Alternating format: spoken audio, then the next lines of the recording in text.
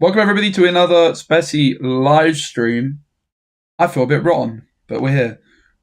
Card Market sponsors this stream. Thanks, Card Market. And in today's video / live stream, what we're doing is we're going to build a ton of decks. I haven't built a single set 7 deck yet, but that all changes right flipping now. All changes right now.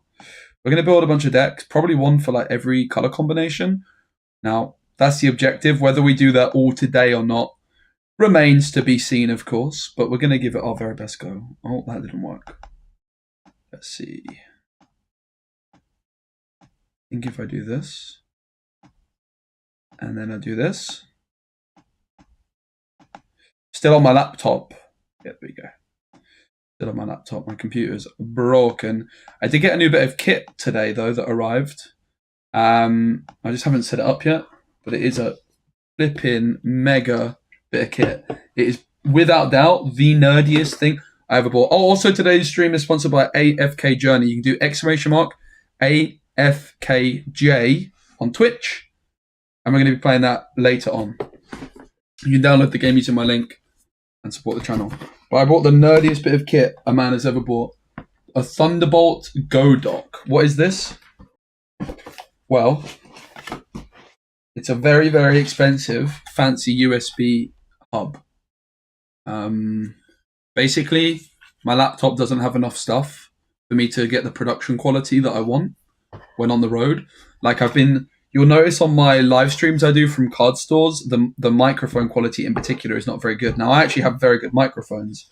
The problem is the simple lack of real estate on my laptop, despite having a lot of USB outs.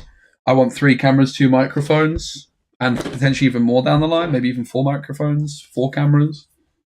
Well, this is going to certainly, hopefully, enable at least some of that. It is quite heavy, but it's portable enough I can take it on the planes and stuff. This is my new bit of kit, which I'm excited to test out. It should also enable me to do 4-player content on the road.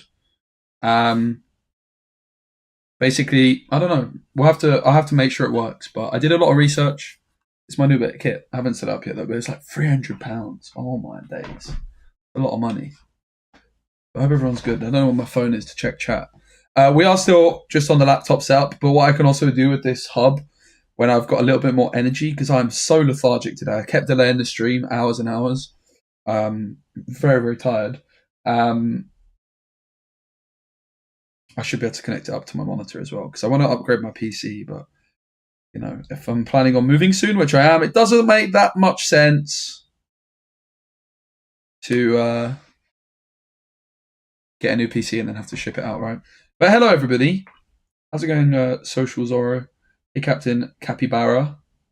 How did I break my PC? It was just on the way out for a long time. Am I making a Hey deck? Definitely. Excited for a working Amber Sapphire deck. Yeah, same. Yeah, the German first chapter box was nice. The genie card I got from it was actually damaged, though, sadly. We'll talk more about that later. I got some of this. So I started a new diet this week. I piled on the pounds since I started making Lorcana content. Oh my god. And I want to get back into shape pretty quickly. I've been really keen to go to the gym. I just haven't been finding the time. I've been so busy. But I'll get there soon enough. But I'm doing keto. And for lunch / like late, it's actually just gonna be my one meal of the day. It's knocked me out, guys. I need to find a way of like having one meal a day which doesn't completely sap my energy. I had 2 cans of tuna with some salt. I had some macadamia nuts with some salt. Not much nutrition in that, but I was gonna have a salad. I'll be honest, I just couldn't be bothered. I was hungry and I just wanted some tuna. But that was like 2 hours ago, and it's absolutely taken all the energy out of me. Will I also be looking at budget decks? Yes, I can do that. I want to basically stream every day this week, probably almost. Up until Wednesday will be the last stream, and I just want to build a ton of decks. Make sure I'm sorted.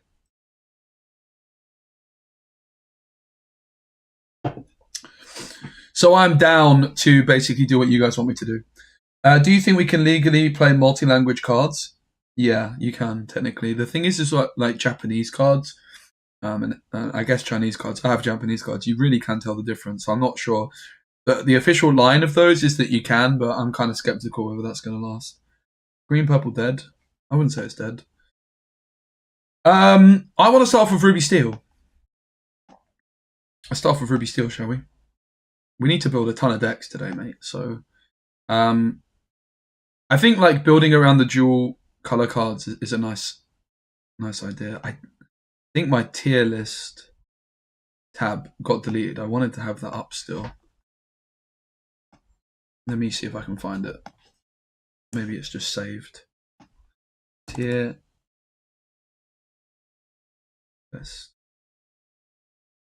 I'm going to go into my history.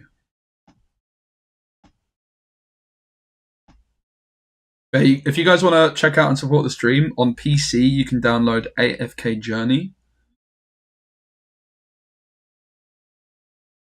which my dad is incredibly loud. Wow, I guess that's probably what he thinks. Listen to me scream and shout. I'm just trying to find this tier list I did yesterday. Words are hard. Sorry. I'm like so lethargic, guys. I've literally been lying in bed for the last 2 hours.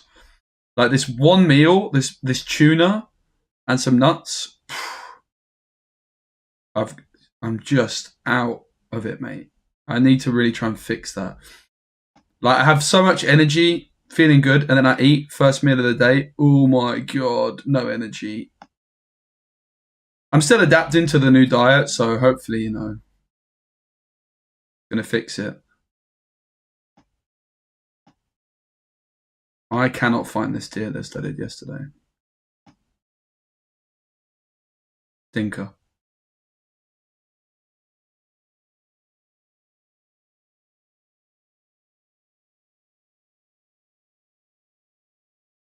I feel like this is the worst start to a stream ever, so I'm sorry about that, guys, but it's going to be a long one. Usually I got a bit more energy when I start these things, but alas. Today is not that kind of day, I guess. I can't find it. Rip. Let me see if I can find it like this.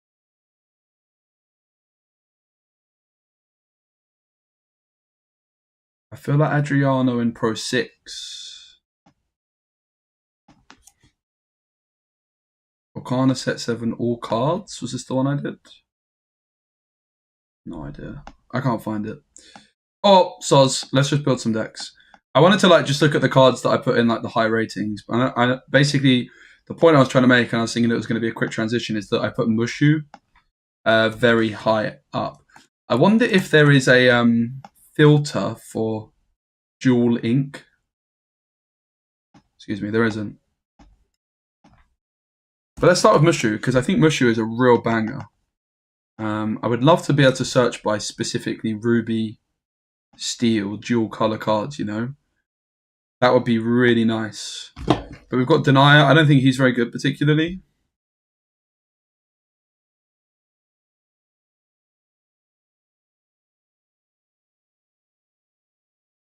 Yeah, we'll build a puppy deck as well. Yeah, screenshot from the end of my video might work.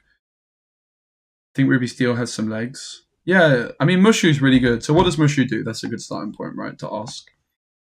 Because he is like the build-around card. He is the enabler. Like, this card is actually insane. And what he does is, whenever one of your characters challenges they gain resist 2, and if something banishes another character in a challenge, you gain 2 lore. So immediately you have to think with Ruby Steel, what is the card draw? Like, what cards draw cards, right? Because that's a big problem that these decks have. And the most obvious ways is with Doc, but it's also with Beast. And I just got my 4th Beast yesterday, didn't I? So I would imagine you're going to play Doc and Beast for the card draw. Would you guys agree with that? Then obviously you need to be thinking about like how else you draw own cards. The other thing with like this deck historically is it's kind of a bit of an aggro-y deck, almost, maybe. You could also play a whole new world. That's the other draw tool, right? And Mushu can also sing a whole new world, right? He's not actually that good on his own.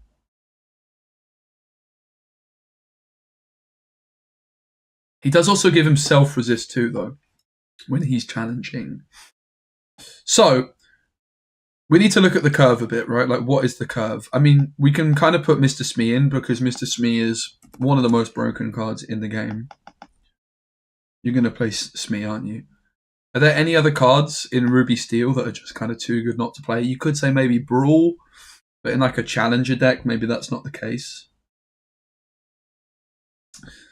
Yeah, Queen of Hearts. I mean, Queen of Hearts is a draw card. The thing is Queen of Hearts just isn't that good in my opinion.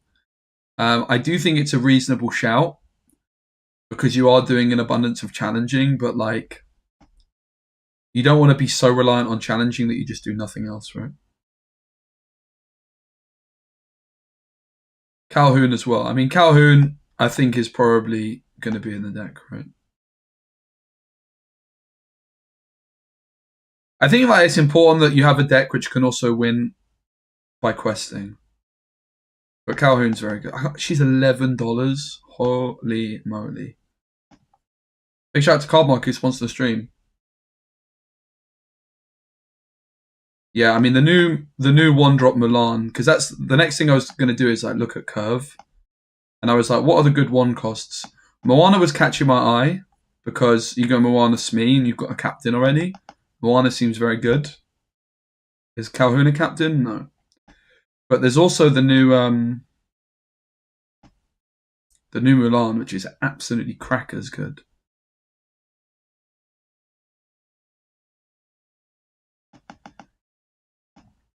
Like the Mulan and Moana one drops in this deck seem insane.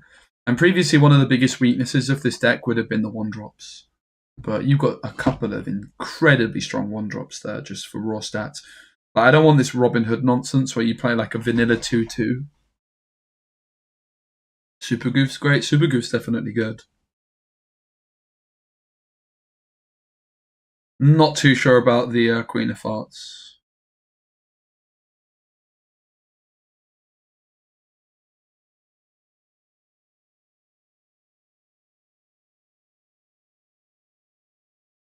Well, I hope you get that sorted, mate.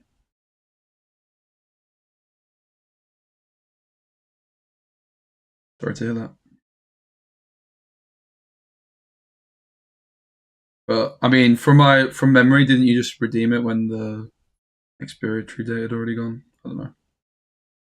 Did I have a good nap? I couldn't nap. I tried, but I failed. I lay in bed and watched some videos about Game of Thrones lore. I wish I could have. Smee's not a captain. I mean, that's actually true. So maybe Moana's not good. He's a pirate, right? I'm not sure about Moana. I mean, the other thing that's interesting with this deck is going for the whole new world route. Because you've got Mickey. You're always going to play this Mulan, and surely you're going to play some amount, therefore, of this big Mulan. This big Mulan is so tasty, mate. I really love this card. The big problem was like the lack of good shift targets, but this card is so good. I'm not really a believer in Big Robin Hood, unless you're playing Whole New World. Mainly because I don't like the one drop. I've always been a bit of a Robin Hood hater in general, actually. Always felt the card's quite overrated. Like, while we want to be doing stuff with challenging, we don't want to, like, overdo it, right? I don't know what route we're going yet. I haven't really decided. I'm just trying to put, like, the best, like, I think the cards which are always going to be in the deck are pretty much here, right? Like, you're going to play Mushu, you're going to play Doc and Beast, you're going to play Smee and Calhoun. You're probably going to play this one-drop Mulan because it just seems like one of the best one-drops in the game to me. And you're playing Ruby Steel, so why not play it like a couple of the shifters as well, right? Like 2 of these plus 4 of these seems a bit too good not to go. Because like a lot of the other things you guys have suggested, I'm not like against, but I think it's important. Certainly, when I build decks, the process I like to do is I like to start off with the cards which I know I'm always putting in the deck.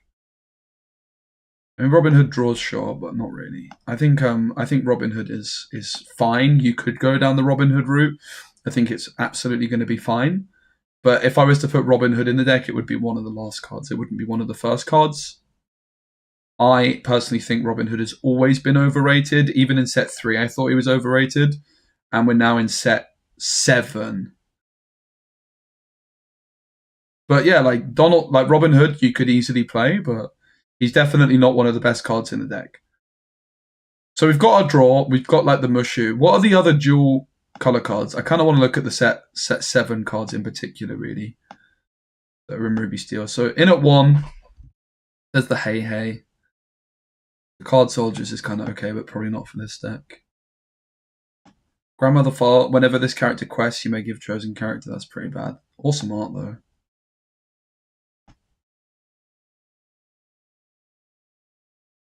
I mean, I have to say this card interests me, but I'm not really sure it's the right deck for it. I think Imperial Proclamation, probably not. Benja could be a really good shout. I think Benja's definitely interesting. I think this card's got potential, but it's probably more of a Jafar card. But like, if you wanted to go for the whole New World route, you could play the 1-drop Mickey, you could play this, and you could play a whole New World. And then if we're playing a whole New World, then I could get behind Robin Hood. Hey, Earl, thank you so much for the raid.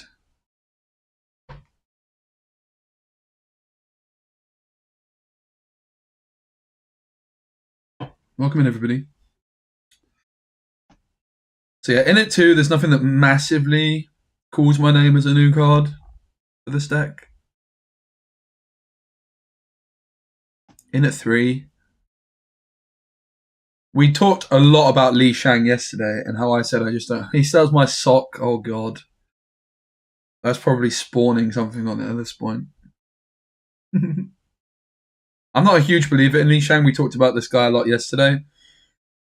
I just don't like that. 2-3 uninkable is very, very, very bad, I think. We've already got Calhoun and Doc as uninks. I have to say, I really like this card, but not sure you could play it. I actually think it's probably not bad. For me, what Ruby Steel needs to be, it still needs to be relatively aggressive. It needs to have some questing power. Obviously, you can get some serious power from challenging, but I still think for the most part, you're going to be getting most of your lore via questing. I don't think it's right to like overdo it and build too much into the challenging aspect. Because I don't think you've really got like that many things which can exert opposing characters, for example, right? I think Jafar has some potential. He's kind of like a crab in a way. We'll keep an eye on him. But none of this is like good enough for me to be like, yes, it's in the deck, you know, at this stage. None of this is either. I mean, Pete might be in the deck, right? You might just say Pete's good enough to play. I'm not sure about the Gantu, really. It's very slow, and it's uninkable. But you would imagine Pete's probably going to be good enough to see play still. But none of this is particularly of interest, unless we want to go down like a heavy action setup, which is possible. Heavy action is possible.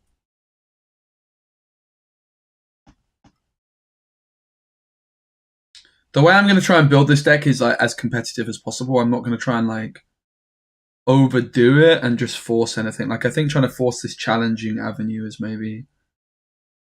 Ratigan might be good. Again, it's just like at this stage, it's too early to like if you put Ratigan in the deck, the whole thing shifts, right? And I just don't think that's really the way. Miss Bianca's a good card. I'm not sure she's good for this deck though necessarily, really. So there's also this Mulan. Whenever this character challenges another character, your characters gain. This character can challenge ready characters. That's a pretty interesting card, isn't it? But Thebes plus Tuk-Tuk's an interesting shout. Thebes is an interesting shout too. Thebes is a card I've always quite liked the look of, but I don't know. I'm not really convinced by any of this, actually. So then that begs the question. It's like, okay, what is the next best card in Steel Ruby that we're always going to play? Like that's the big question. Yeah, I'll see you tomorrow. Earl. That sounds like a winner. Yeah, Earl and I are going to do some starter deck battles tomorrow, guys. That's the plan. I think like we've got a decent amount of draw with Doc, and we need some more one drops, right? Like we can just start looking down the curve avenue. I'm pretty sure we're not going to want to play items, really. You know?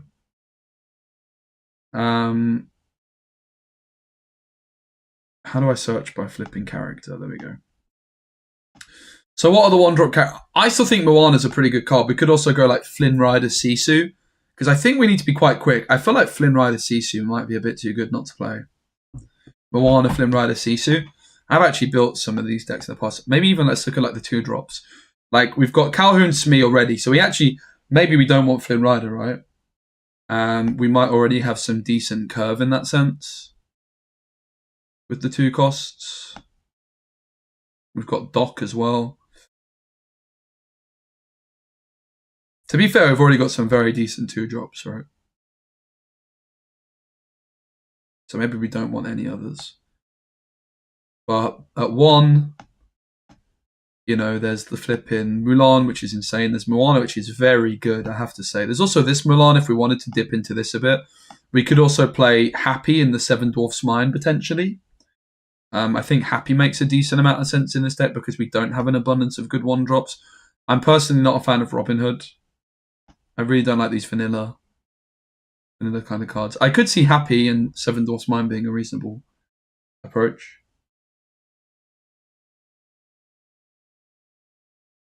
So I would say the 1-drop is like kind of whatever. Like, you know, it might be Moana. I don't think you're going to want to play this Mulan. I think Happy, Mickey.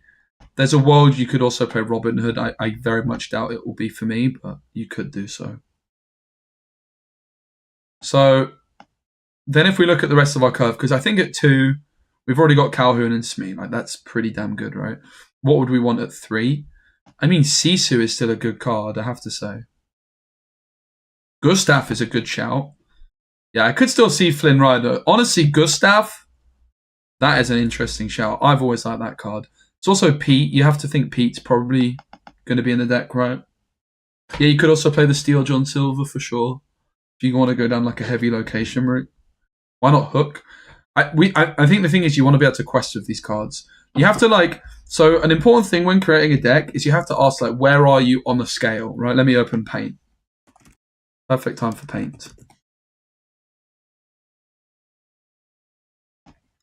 All right. Welcome, guys, to the next level of Speci production quality. Oh. That's not working, is it? Is it working now? No. Brilliant. Can you see anything? You can see that is very scuffed, mate. Let me try that again. Paint.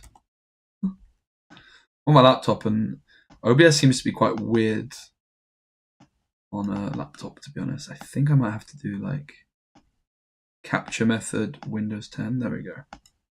All right, welcome to Paint, guys, with your boy Speci. So, can I zoom this in, please?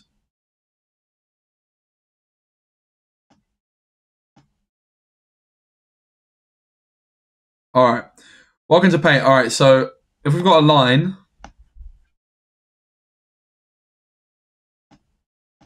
here's the line, right? Over here, I haven't used Paint for a while, mate. Bear with me. Where's the tools? Where's the paintbrush? I don't want a pencil, I want a paintbrush. It's called Paint and there's no paintbrush. Are you kidding me? All right, over here, we have Hyper Aggro. Oh my god, this is so scuffed, mate. How is Paint still... Why does Paint still exist in this year, mate? I think it's time for an upgrade, Microsoft. Bruv! Okay, maybe that's a bit too big. This might be the worst software I've ever used. Alright, let's go for 50. Hyper Aggro. Mate, why is this the most scuffed software I've ever used? Oh, brush. Alright, over here's Hyper Aggro. Over here's Control. Alright? You've got like a scale, right? And here, you've got what people call mid-range, which is like, honestly, kind of a horrible phrase. because it encapsulates basically every deck in Lorcana. So over here you've got hype aggro. Over here you've got control. And when you're trying to build a deck, how do I get rid of that? There we go. When you're trying to build a deck, right, you have to kind of like decide where you're going to be on the scale, right? If you're just perfectly in the middle, that means you're probably going to lose to control and you're probably going to lose to this. Like a perfect mid-range deck is very hard to achieve. What's an example? Maybe like Amethyst Steel could be like, perfectly in the middle. It's got, a little bit of this with Maleficence and it's got quite a bit of control. That's kind of where that is. But Ruby Steel, is it really gonna be able to beat, like, how can you position the deck where it beats this and it beats this? And I think the deck is going to have to be somewhere like along here, right? It's going to have to be like this kind of area for you to have much hope, because you need to go under control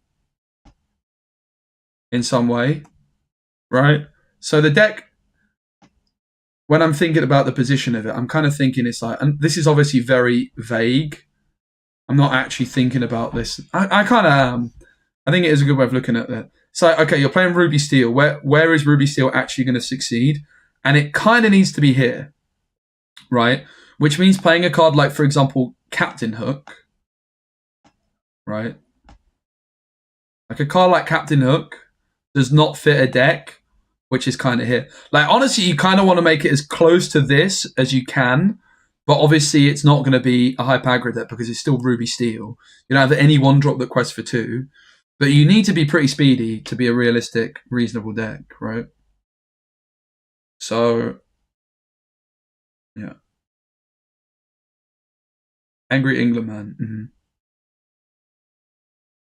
Hey Rob, what's up?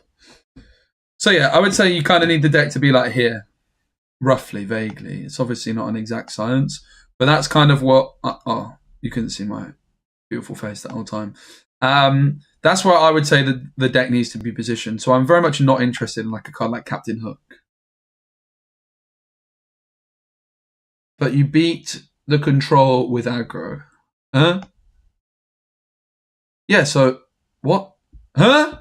Yeah, obviously. Aggro beats control. It's kind of like a triangle, right? Like that's another way of looking at it.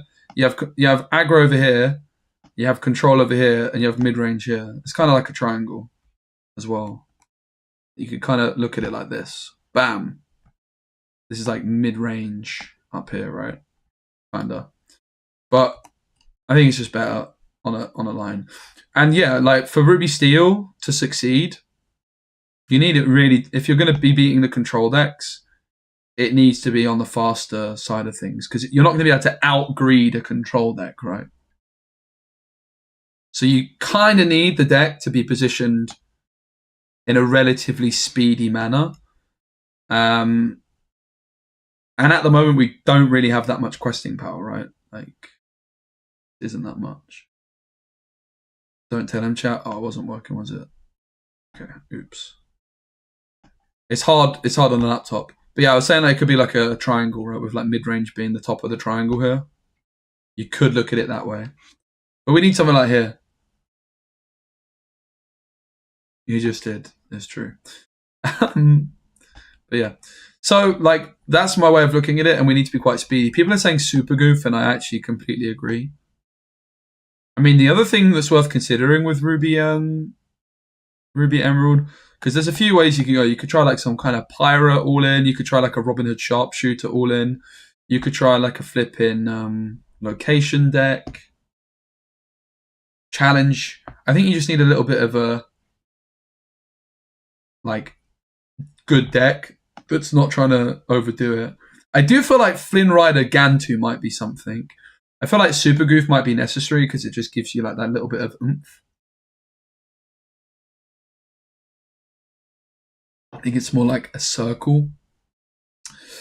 I mean, it's not really anything, to be honest. I think that's just like a good way to process the information. I don't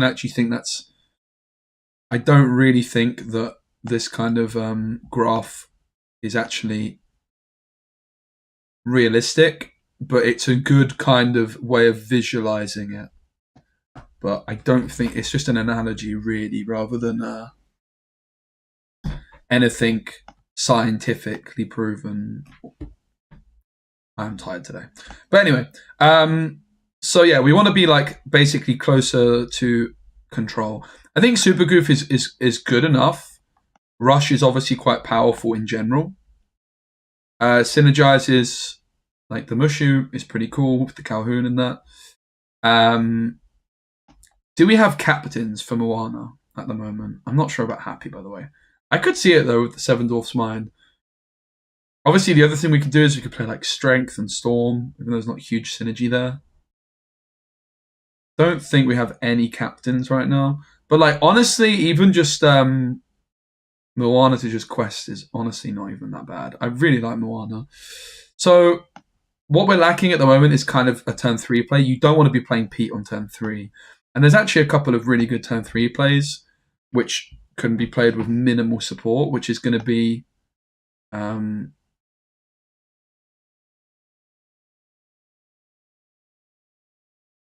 you don't want to play Pete on turn 3, right? He's more like a turn 4 or 5. But the Sisu I really like. Just a good card, isn't it, really? And then also... Gustav is an interesting one. So Gustav is this character enters play exerted. During your turn, whenever one of your other characters banishes another character in a challenge, you may ready this character. Shere Khan's kind of bad. Same with the Jafar. Like, guys, the thing is with this deck, you just need it to function. Like, Mushu is a great card, but we can't, like, bait ourselves to build the whole deck around it. Like, it enables the deck, but... like, as soon as you try and build this into a challenge deck, you're just doing too much. You're trying too hard. You just need to build a good deck that can gain lore by challenging, right? That's the bigger thing. I'd be down to do some list rating later, but not right now. Well, we have Beast for draw and we have Doc for draw. I don't think Queen of Hearts is a good card. You could play her. I think that she is a consideration. I just don't think she's very good. I think you have enough with Doc and Beast, to be honest. I don't think like investing all this into challenging. Like, here's the thing. If you're trying to build an all-in challenge deck, by the way, I'm going to be playing Gantu in this deck, spoiler alert. Like, how do you actually exert your opponent's characters? It looks like you can't. No Elsa. No Pinocchio.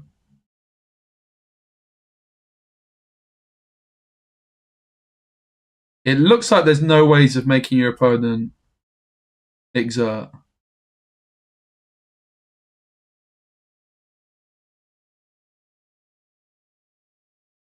So, trying to do an all-in challenge deck. Ratigan set 2, this one, right? When you play this character, exert chosen opposing character 3 strength or less.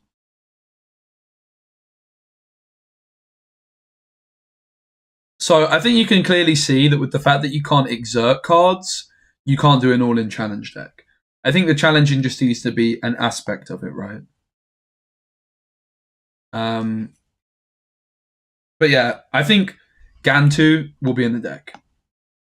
Spoiler alert, I love Gantu. What's new?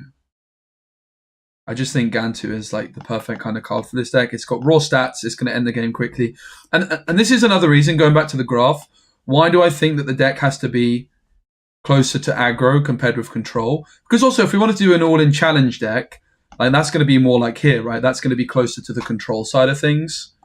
Whereas I'm saying I want to position it here, and it's because we don't have an abundance of card draw. If you look at a control deck, what does a good control deck historically in Lorcana do? And it ramps or it draws. This does neither of those things. You could definitely do a location deck as well. 100% location. Location setup is an idea. I've never personally been a huge fan of John Silver. I find it quite slow. But I think what's interesting if you do go to the location route is you've got, I think Seven Dwarfs Mine is a very interesting card. And I think I could see us playing it because I think Happy also fits this deck reasonably well. But yeah, for me, Gantu fits the bill. He quests. I think 5. Like I don't really think there's much chance we're going to get to 6. I mean, what you could also do if you try and get to 6 is excuse me. There is obviously a lot of good 6-cost cards, but they don't really draw. We have like the Mulan's ×2. Maybe even she's just a ×1, right? Because you really just want to shift that card, but she's inkable. Well, the problem with Medallion Weights is so slow. I think Medallion Weights is an interesting card. I could definitely see it. I think it's a serious consideration. But not sure.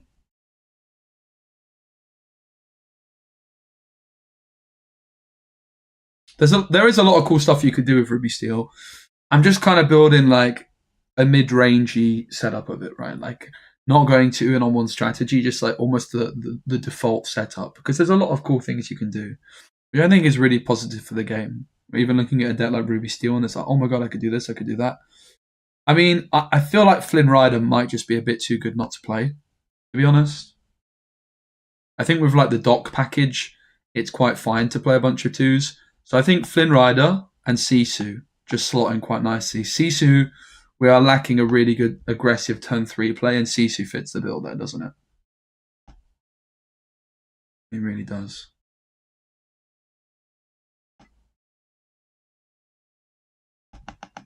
Could play some brawls as well. Brawl gives us a bit of control. I would imagine you probably have to play some brawls. I'm already at 50 cards, you know, without our setup of 1-drops. I think Moana's good. I think Gustav seems like it could be really good, because Gustav is also good with the challenges, right? I like the Jafar too. I think the Jafar could work, for sure. We talked about him earlier being an option.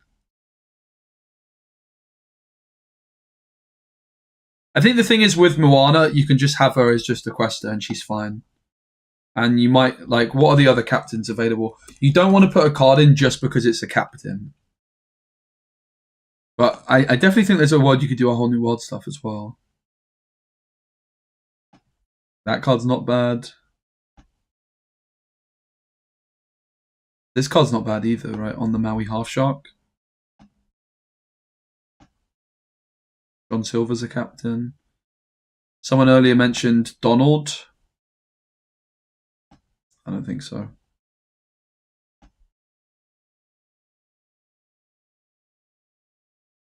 Yeah, you could play pirate stuff and stuff.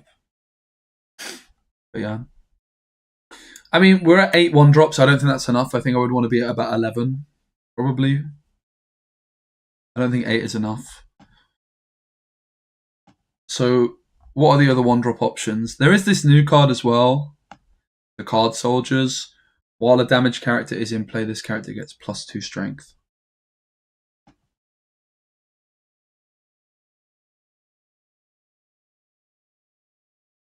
Could be Happy as well, right? Happy plus the thingamajigger. Not bad. Benja could be good as well, right? If we're going into an item meta.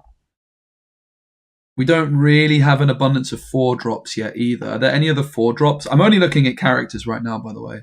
Are there any other 4-drops which really catch the eye? This Raya card's quite good, but I don't think we really ink enough continuously for her.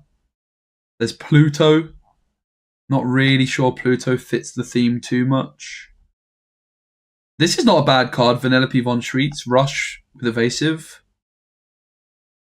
And Rush is good, right?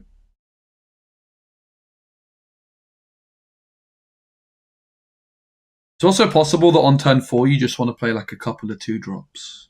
Like a couple of Smees or a Calhoun and a Smee or something like this, right? I don't think any of the other 4-drops are catching my eye too much. People mentioned this Jafar already, but it's a big no from me. Only if you're playing a shift would I consider that. This is a set 8 card. Crazy. I'm not really too impressed by any of the 4-drops that aren't super goof, really. They're all a bit mid. Unless you wanted to be a memer and play Mr. Big.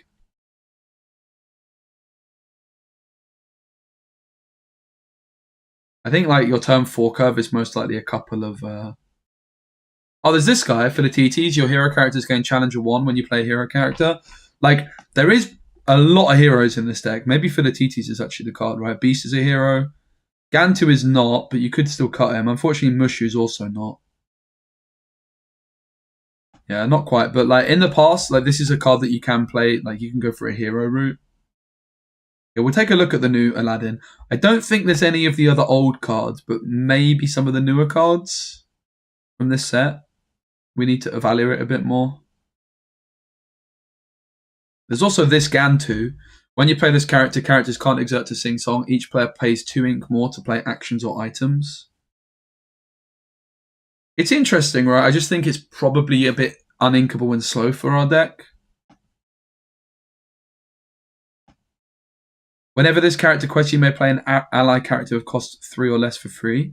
While this character is exerted, your ally characters get +1 strength. It's just also uninkable, isn't it? It's not a horrible card, though.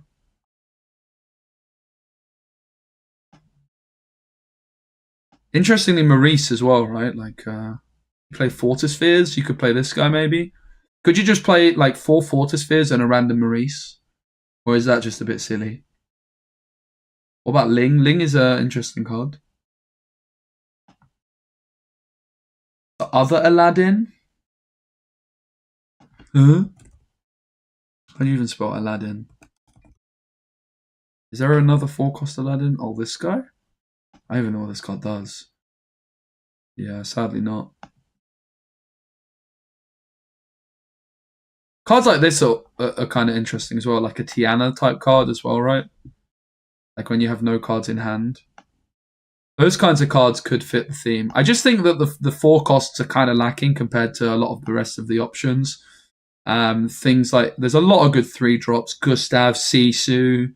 There's a lot of good 2-drops like Flynn, Calhoun, Smee, Doc. Yeah, Pluto's alright. Pluto's not a bad card. I just don't really know we quite have enough questing power for Pluto to be the way to go, you know?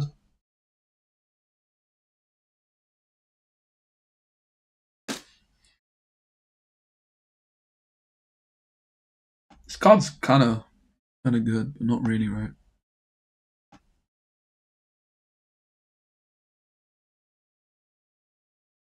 Yeah, for me, there's nothing that jumps out. Again, maybe this.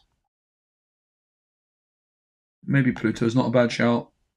I think I'd rather just play no other 4-drops and just go for like a double 2-drop on 4. They're not really jumping out at me. Is there anything else at 5? We also are only looking at we're not looking at actions yet. We're only looking at characters. I mean, this is an interesting card. I don't think it really quests for enough. If he quested for 3, it's almost good though, right?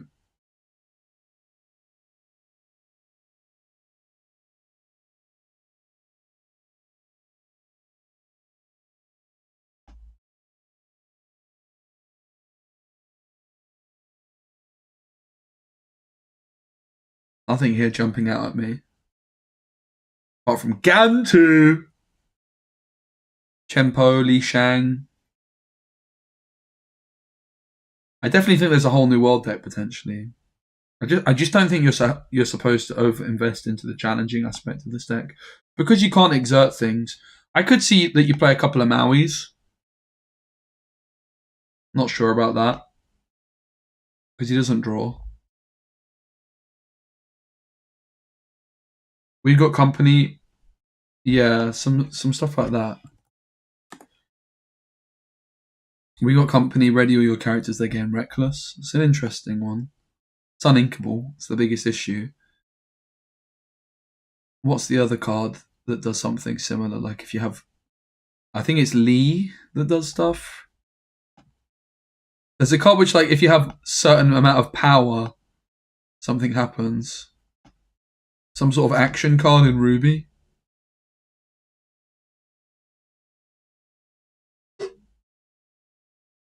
Pyros could work as well, really.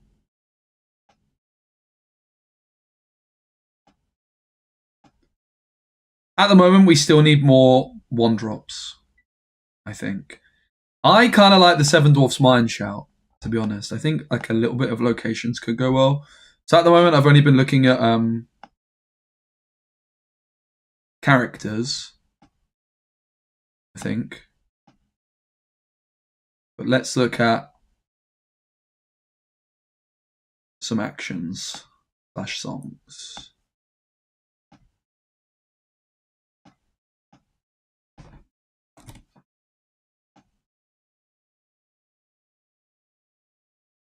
Set for Li Shang Floodborn. I'll take a look at it in a bit. Don't think you're going to want anything that costs more than 5. None of this, really. The Whole New World is the most interesting one. You kind of just need these types of cards to be inkable or draw you cards. I could see a world that you play Storm or Strength. Not really convinced, though.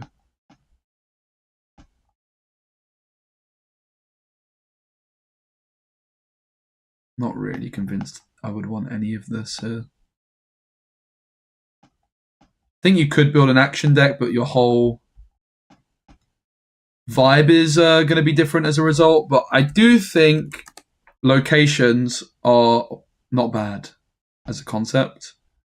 And you do have some pretty decent locations in this color combination. I think Thebes comes to mind as one. During a time whenever a character banishes another character in while here game 1 lore, but it's in practice a lot worse than it actually is on paper. But maybe the best location in the game is in this deck, Seven Dwarfs Mine.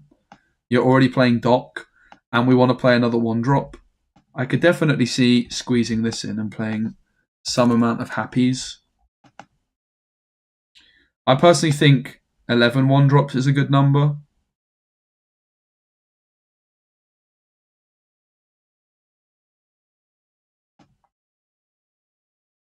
I have to say, I'm not like loving the look of the deck at all, really.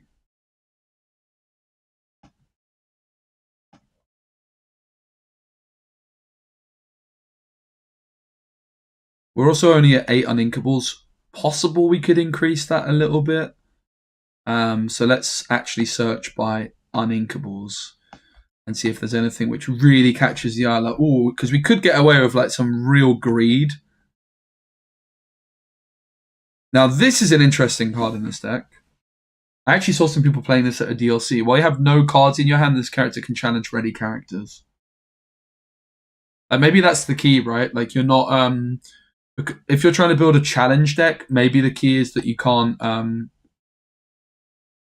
we can't exert characters, but there's a few where you could challenge ready characters, right? Yeah, Cinderella shift.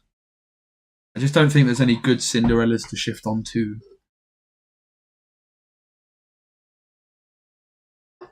How else can you challenge ready characters? I think there's like a card which lets you do it, right? In one go.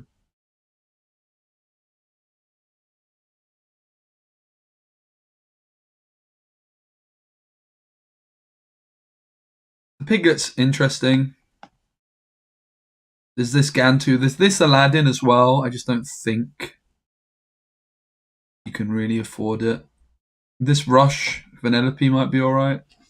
Not really convinced by that either. I think Benja could be a good card as well, if it is indeed an item-heavy meta. Benja probably makes sense in this deck as like a tech choice. Maybe we should just put him in now anyway. And I could also see getting rid of Flynn and Sisu, right? You just put Benja in instead, maybe.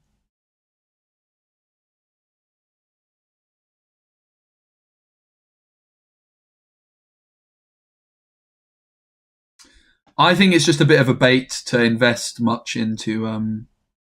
Yeah, there's this guy that can challenge really characters. I think it's probably a bait to go too heavy on the challenge side of things. I could be wrong.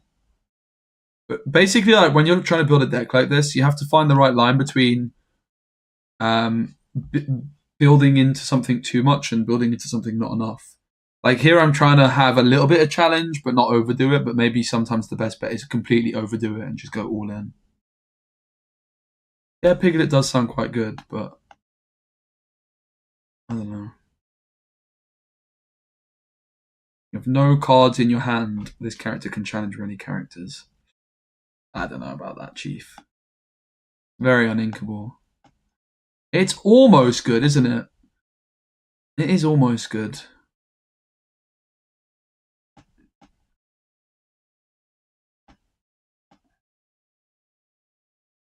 Not really too sold on it, any of these. One Last Hope. Chosen character, yeah, it's also uninkable. But it is, draws you a card. Oh, it doesn't? Oh. Yeah. It's a no from me. I think just something like this might be fine. But I have to say I'm not completely sold on it. But I think that this is like a reason. I kind of want Gustav in there, I think. There's also the chance you could play, for example, Medallion Weights.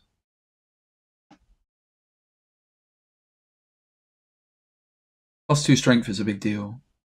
Right, like if you wanted to play this, you could like go Li Shang as well, maybe, because then something you've got to like Li Shang could actually do some serious stuff. But I think building 2 into the yeah, Arthur's interesting. It's so expensive though. I don't really want to play this card either, but it's an option. I feel like Gustav is a bit of a unit, mate. Flynn plus Gustav, that is quite scary. I feel like 11 1-drops is the right amount for this deck. Like, you really want to have a curve with this deck. I think you're going to feel pretty terrible if you don't.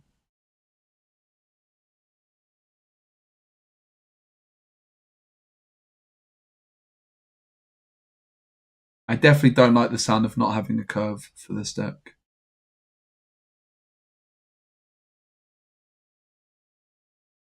You could also look at playing this card, and obviously there's no way to heal it, but you could play like...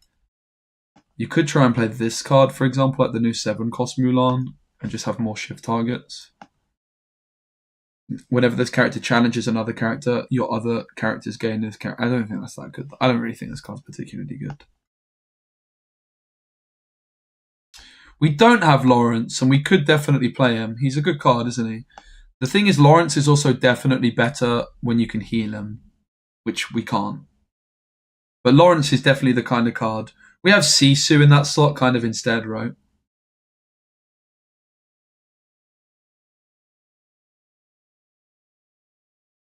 We're at 62.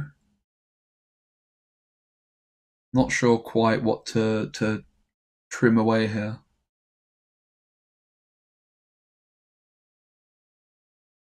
Most people would just go down to 10 1-drops, but I personally am an 11 1-drop fan if you're really looking for a curve.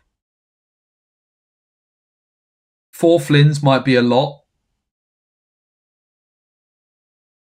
I could see 3 Flynns being more reasonable. And probably just get rid of the Maui. The Simba is that you're thinking of is a 3-cost. Yeah, we do have like a bit of a rubbish 4 curve, but we have a lot of 2-drops. So I think going double 2-drop is super reasonable. With a dock deck, you actually want to be dumping your hand relatively quickly, right?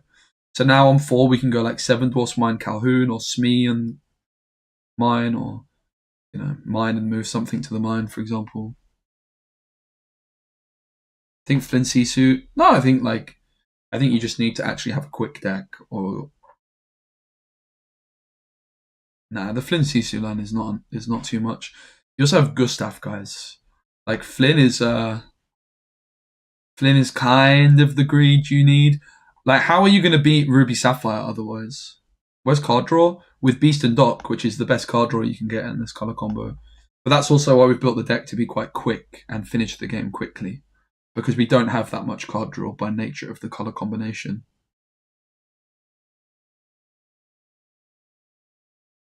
Fazo is interesting.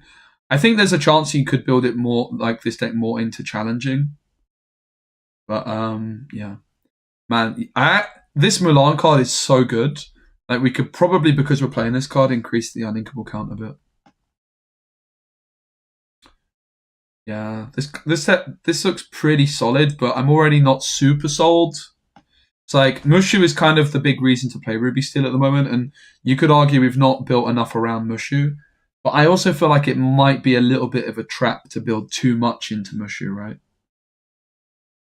This is my kind of vanilla take on the deck of like a standard setup.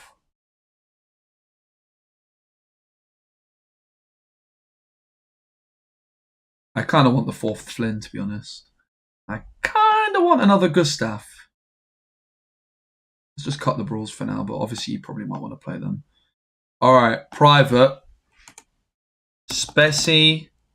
No, let's not call it that. Let's call it Mushu's mid-range. Because this is more of like a mid-range take on it, right? I just said I hate the word mid-range. And there you go. So there's Mushu's mid-range. That's deck 1. So we've got 8 Uninkables. Pretty much all characters with 4 locations. We've got... Let's see if I can make this look better over here.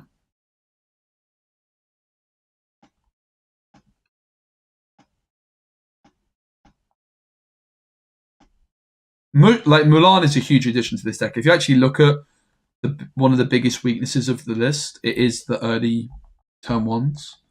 And now suddenly you've got Moana and Mulan. And like the Happy's okay. Not sold on the Happy, really. It's okay.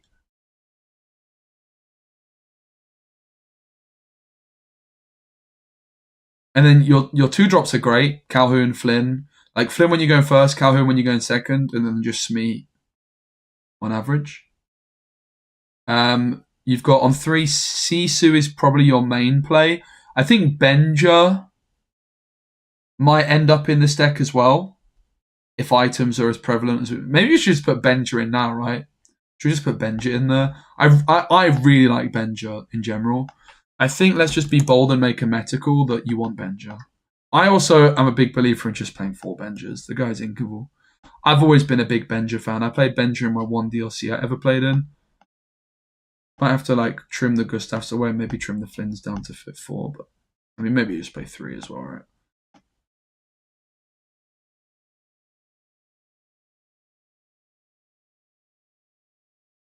Maybe trim Happy down to 2. And then we still get to play 2 Gustavs. Kind of want 4 Flynns. I feel like Flynn might be a bit of a money card. I'm never going to cut a Gantu. I'm always a believer. Is 4 mines too much, do you guys think? How many mines do the Diggy Hole decks play usually? Why no Robin? I just have never really liked Robin that much personally, unless I'm singing A Whole New World. You could play Robin. I just personally don't like him that much. I think Moana 1-drop's fine. Yeah, you just quest of her. She's like... I think Moana 1-drop is very underrated. The thing is if you actually look at the competitive Ruby decks recently, in set 6, what were the competitive Ruby decks? And it was literally Ruby Amethyst, which has the best 1-drops available in the game, and it was Ruby Sapphire, which has ramp and Popsicles. So I think it's easy to underestimate how good Moana is. Like, she trades with a fox. How are you ever going to feel bad about just questing with a Moana? You just quest. She's so much better than a Robin Hood, even if she can never challenge. You don't need to be able to challenge with it. Yeah, I think like cards like Thebes, I feel like are a trap, and they're just making you actually put worse cards in your deck just because Mushu gives you some lore when challenging. Like, Mushu's just kind of good. You just put him down, it's like, yeah, okay. Surprise, like your opponent... Like the thing with Mushu is when you play Mushu, your opponent doesn't have to challenge. So really the value of Mushu is just making your opponent freeze their board. And also, the turn you play Mushu, he can gain lore instantly, right? While giving you board control. I think that's where Mushu is best. I think as soon as you're actually trying to like build too much around this card, he becomes worse. I think he's best as just a card that you slot into an already good deck. And that's kind of what this list is. At least that's my attempt. I'm just trying to build like a reasonable shell of a deck. I think I'm going to try and go down to 3 Seven Dwarfs Mines. I don't know if you really want to play 4 of them anyway.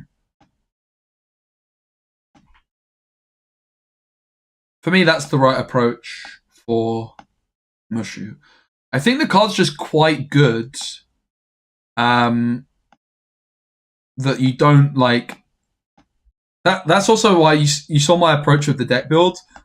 Rather than like start off with Mushu and start off with like a bunch of challenging cards, I just like slowly built it up. We started with like, okay, we're always going to play Doc and Beast for card draw. We're always going to play Smee because it's like the best card. There's also this new Mulan card, which is basically you're always playing her because she's great. I think she might be the best one drop in the game outside of the Amethyst ones. She is worse than Diablo. She's worse than Churnabox Follows, and she's worse than Magic Broom. But she's probably better than every other one drop, I would say.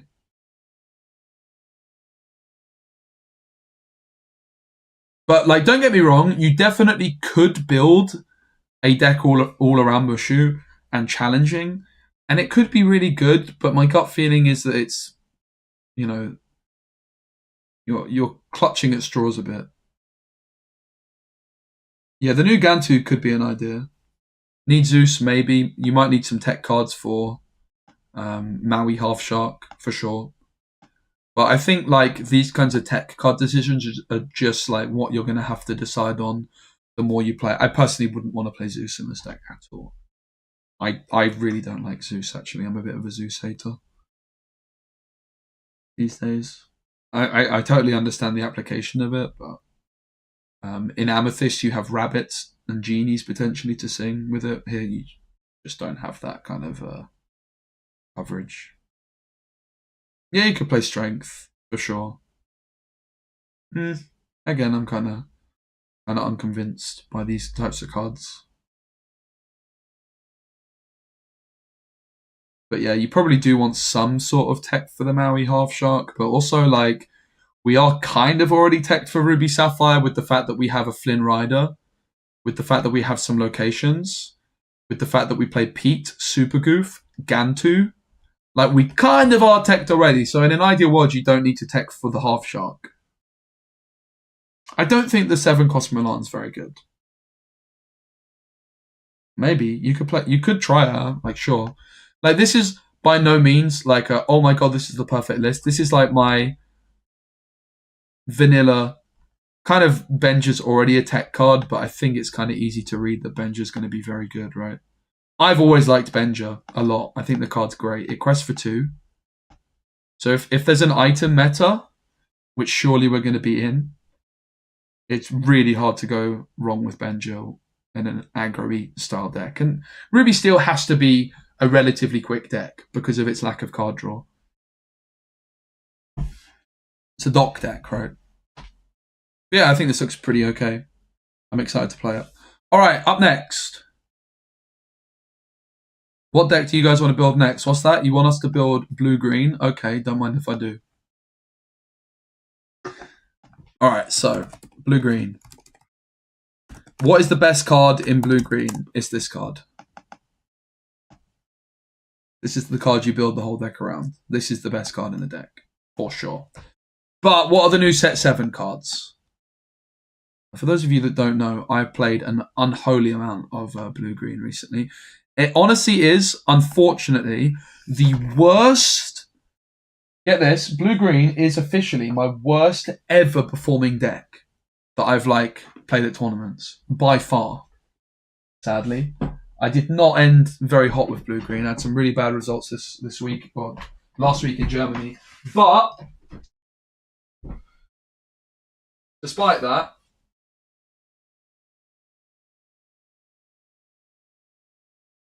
I don't know where my mat is.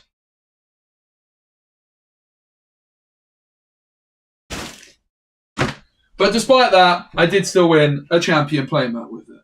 That's pretty cool. But it is still the worst performing deck I had. I need to come up with a better way to store those.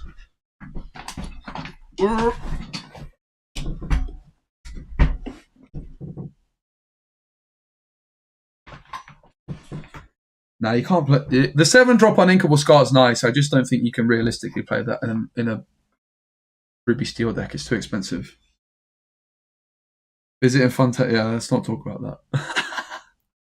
But you're not wrong. You're definitely not wrong. All right, Bent to My Will is the best card in the deck for sure. But like, let's look at, and obviously Clarabelle too. Like, those two are kind of the money cards in a lot of ways. Like, I think there's a world you could try and play this deck without Clarabelle. Not really convinced you could ever convince me to play this deck without Bend.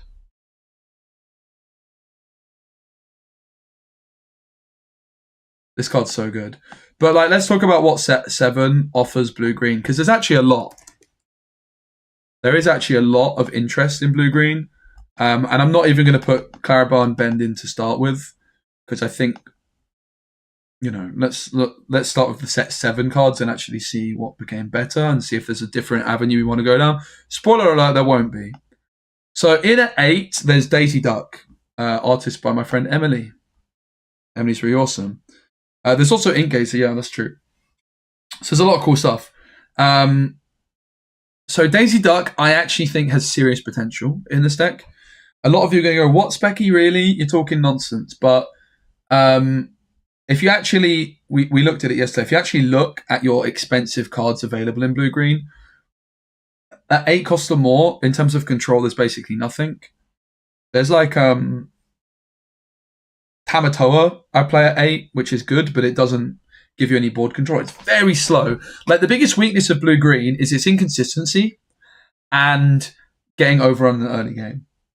And there's basically a couple different routes you can go for blue-green. You can play like the Muses with items and just decent cards. But what you can also try and do is maybe if you sack off the item aspect of the deck, you can try and go incredibly heavy control where you're bouncing back your opponent's stuff every turn and then bend to my will. Like, imagine you go Clarabelle on 7, Daisy Duck on 8, bounce some stuff back with like Mother Gothels, and then you use the bend.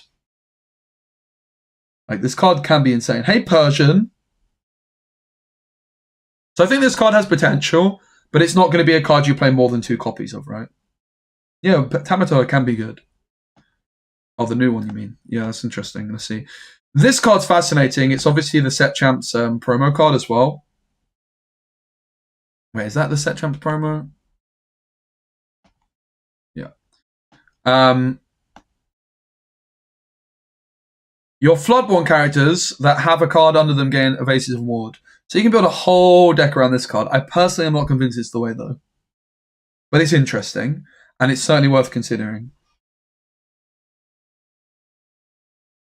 I think it might be a little bit too restrictive. The biggest problem with this card is the lack of good shift targets. The best one is Morph, and the problem with Morph in a blue-green deck is guess what you want to do on turn 2? It's not play Morph. Spoiler alert. It's not play Morph. But that's a fun one. I think the deck is probably quite good with it. The other next cards, Basil, when this character quests. Chosen, terrible. Really, really bad. Too slow, right? Lady Tremaine, terrible. Probably the worst legendary of the set.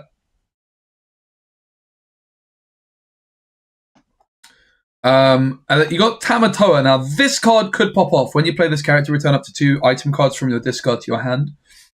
Whenever this character quests, you may play an item for free. Because many of you will remember, I was playing 2 copies of Lucky Dime in my deck last set. So there's a very, very good chance that this Tamatoa card could make the cut.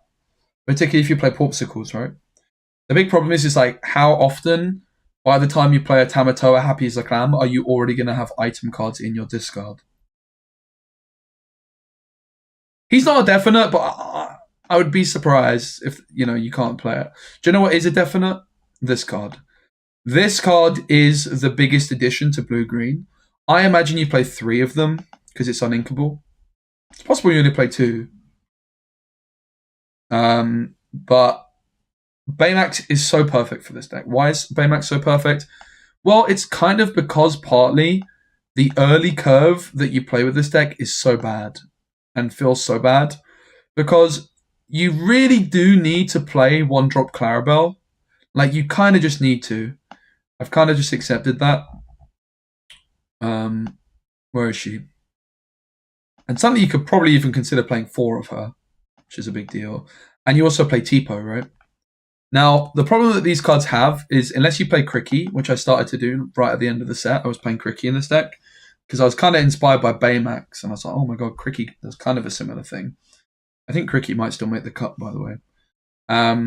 But what ends up happening with this deck, especially if you play the Flaversham setup, which I personally am a big fan of, my take on this deck has always been, if this deck isn't good enough without Flaversham, the deck possibly isn't good enough. So I really like Popsicles, right, for example.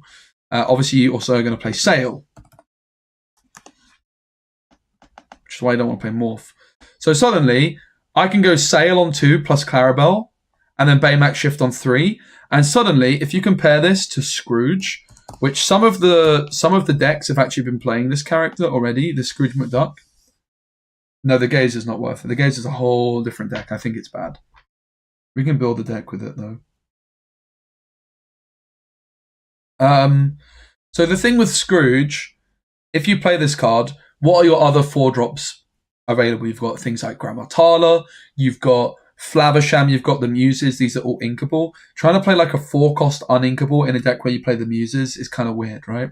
And the problem with Scrooge, if you compare it to Baymax, because you might be like, well, isn't Baymax just a more expensive version of Scrooge? Because this part of the ability, the functionality improved, is kind of irrelevant 99 times out of 100, I would imagine.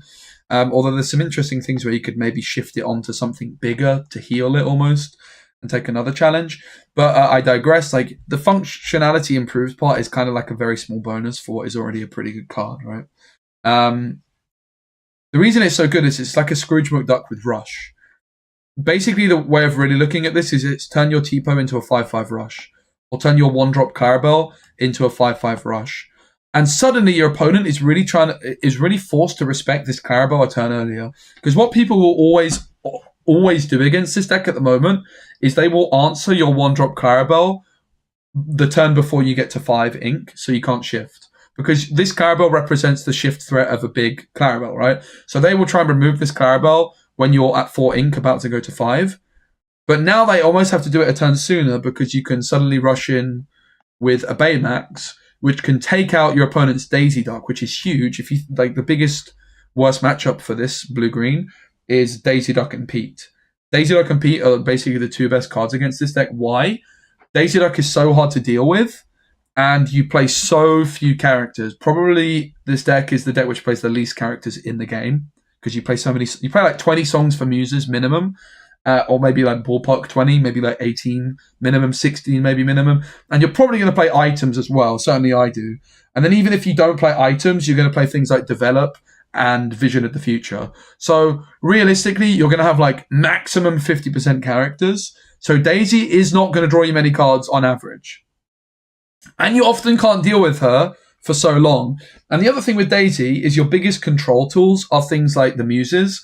Putting a Daisy back into your opponent's hand, where they can then play triple Daisy and a Pete at 6 ink, or even double Daisy and a Pete at 5 ink, you're going to lose the game. Even when you go first, you're going to get 2-0'd, right? You're going to lose going first. So you actually need to be able to remove those Daisies from the board, and then you need to be using your Muses on other things like Smee with the help of Ice Blocks. So the Baymax is essentially turning cards which you already wanted to play in this deck, and this card felt so awkward in this deck because it's like, okay, I'm going to play this Clarabelle down, but she's going to get removed. I have 1 card less in hand, and I can't really, like, if you try and force the Clarabelle shift, what ends up happening is you just run out of cards in hand, and you end up with like a 7-cost Clarabelle, and you just can't do anything because you have like 2 cards in hand because you tried to force the shift. You might have kept it in your mulligan, and you just end up losing the game if they remove your 1-drop Clarabelle. Whereas now suddenly, I can play this 1-drop Clarabelle on turn 1, maybe even on turn 2 with Sail, because it is representing the potential of rushing in with Baymax on turn 3. And I have a 5/5 guy with Rush. And if you look at this color combination, the only card with Rush in the whole color combination is probably the second worst legendary of set 1. I've actually played Beast Wolfsbane in blue-green in, I think, set 5. And Baymax is basically this card, but way better, right? Like, obviously it's not exactly, but who cares about a Tipo 1/2, and who cares about a Clarabelle 1/2? 1/2 is terrible stats. But, like, Clarabelle is good in the late game in an item-heavy meta, which we're going into, and it's just a great shift target. For the big Clarabelle. And you really want to shift the big Clarabelle. Why do you really want to shift the big Clarabelle? Well, it's because you play Bend. you really want to bend as quickly as you possibly can in this deck. You want to bend as quickly as you can. So if you're forced to, when you're at 7 ink, play Clarabelle first and then bend, you lose so much potential tempo. Whereas if at 5 ink or 6 ink even, like at 6 ink, you can make an insane play, which is 1-drop Clarabelle plus immediate shift. So you've got a guaranteed turn 6 Clarabelle if you play the 1-drop, right? That is a really awesome line, which you don't see very often, but it is definitely a line. It's a high-level line, but it is a line. And suddenly then you go like the 1-drop Clarabelle on 6 and the big Clarabelle on 6. And you can play your Clarabelle for 6 ink, essentially, right? Because then she draws you cards and replaces the shift, right? A lot of the time when you shift a card, it's a downside, but with Clarabelle, it's pretty much an upside because it's like thinning your deck almost, right? You're playing 2 cards from hand to play this 1 card that replaces that card you lost, and therefore you're like thinning your deck and increasing the odds of you finding your good cards, blah, blah, blah. So like really what you want to do with this deck is you want to play Clarabelle as a shift and then draw into the bend. Like that's kind of the play pattern you want to do. So you really want to shift Clarabelle, but the thing is if you're trying to force the shift Clarabelle, it's so, what's the word I'm looking for? Telegraphed that your opponent always removes this 1-2 Clarabelle, and that feels so bad, right? Because it's so telegraphed, they might dump their hand, but suddenly now this 1-2 Clarabelle, they can't just wait until turn, like you're going to be at 5 ink to use Storm on it. They have to do it sooner. So what this 1-drop Clarabelle is now doing is and it already did this to an extent. Like against Ruby Sapphire, they have to like brawl it, for example, when it slows them down. But now they have to brawl it a turn sooner in some senses. Or your opponent that's playing Amber Steel might want to use Let the Storm Rage On to deal with it. But now, before they can actually get to Let the Storm Rage On to be able to sing it, they might have to hard cast it because otherwise you can shift the Baymax onto it. Right? So the Baymax is so good for so many reasons. We didn't even mention the fact that it can sing How Far I'll Go, by the way. Whoa! Like, that's insane. You can shift Baymax on 3 and immediately sing How Far I'll Go for extra ramp. Bruh. That's so strong. It's pre-recorded. This is pre-recorded, Master Dyer. I have no idea what you're saying in the chat, mate. It's so pre-recorded. I just predicted you were going to say that, mate. Someone believed that somewhere. In the control version, you can also play 1-drop. Yeah, sure. Makes sense. But it's like, that line is not going to come up super often, right? I mean, maybe it can. In my experience, it doesn't come up that often, though. But obviously, I play a different setup. Totally pre-recorded, totally. No, I am interacting with chat. Not that much, so you're right. I've got chat on my phone because my PC is a bit broken. But yeah, for me, like, Popsicle is definitely not an auto, by the way. Like, I think that's one of the later cards which might end up going in. But all of these cards I'm always playing. I'm always playing 4 1-drop Claras, 4 T-Pos. I have to say, I was really impressed towards the end of the set with Cricky as well. I think Cricky is still really worth a consideration. I really like this card in this deck. I really like Cricky. I think if you're playing Flavisham in particular, right? But again, it's not one of the cards that goes in immediately. Because Flavisham on 3, right, is so good for card draw and setting up your engine, but it's so passive. But then suddenly your Flavisham next turn can turn into a flipping 4/6. And he quests for 3. Like, Cricky is actually insane in blue-green. It's really strong. And it's a 3/4, guys. Like, this card is actually insane. It is kind of blue-green's Maui. To be honest, Baymax is more like that now. But the Baymax being printed and, like, spoiled was kind of what put me on Cricky and realised I wanted to play Cricky. Cricky performed so well in the one tournament I played with it. Unfortunately, the deck didn't perform well. Lol. But never mind. So I think Cricky's a consideration. But as I say, the way I like to build decks is I like to build like decks by putting in like what cards are we always playing. But let's take another look at some of the other set 6 cards first, right? set 7 cards to see what are considerations, because there are some. Tamatoa maybe. These cards, I mean, all of these are kind of interesting. I don't think Cheshire Cat's going to make it. I very much doubt. Could this make it? Probably not, but I mean, it's kind of interesting, right? You could just get a flipping Clarabelle out, but probably not. I don't think you play. Yeah, Sapphire Core, I've got my eye on. Trust me. This Baymax, I think, is bad. To be honest, I don't like it at all. This card's interesting because it's a song. Baymax can sing it as well, by the way. It's important to note. Baymax Under the Sea is also worth noting. Put up to 2 cards from your discard into your Inkwell face down and exerted. I don't think this card's good. I think you need area or like singer cards for it to be good, right? All right, in at 4, what else have we got? No. Probably not. No.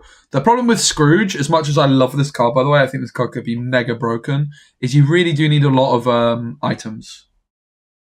And I don't think this deck would play enough. I think that this is a blue steel card. I think this card is absolutely busted in blue steel, whole new world, by the way. I really am excited for this card. I think it's like literally the strongest card in the set if you build around it. If that makes sense. Like, it's actually absurd. If you build a deck to maximize the power of Scrooge McDuck, it is like the most insane card in the game. I don't know if that's a good decision, though, to do, right? But this card is definitely worth a discussion. This card is definitely a consideration. Why? It's a blue Clarabelle, guys. Now, it is a lot worse to shift a Clarabelle onto a 4-drop compared with a 1-drop in terms of tempo. Having said that, most of the time what happens if you 1-drop is it gets removed. And a big reason I started playing Hiram Flavisham in my blue-green decks is, well, I liked Ice Blocks with the Muses. I think that's an important little combo.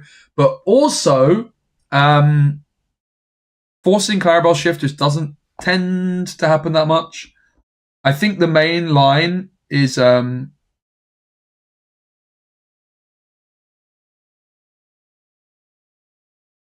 Sorry, my dad was just talking about the news, about politics, and it caught my eye. I don't think we should talk about politics on today's stream.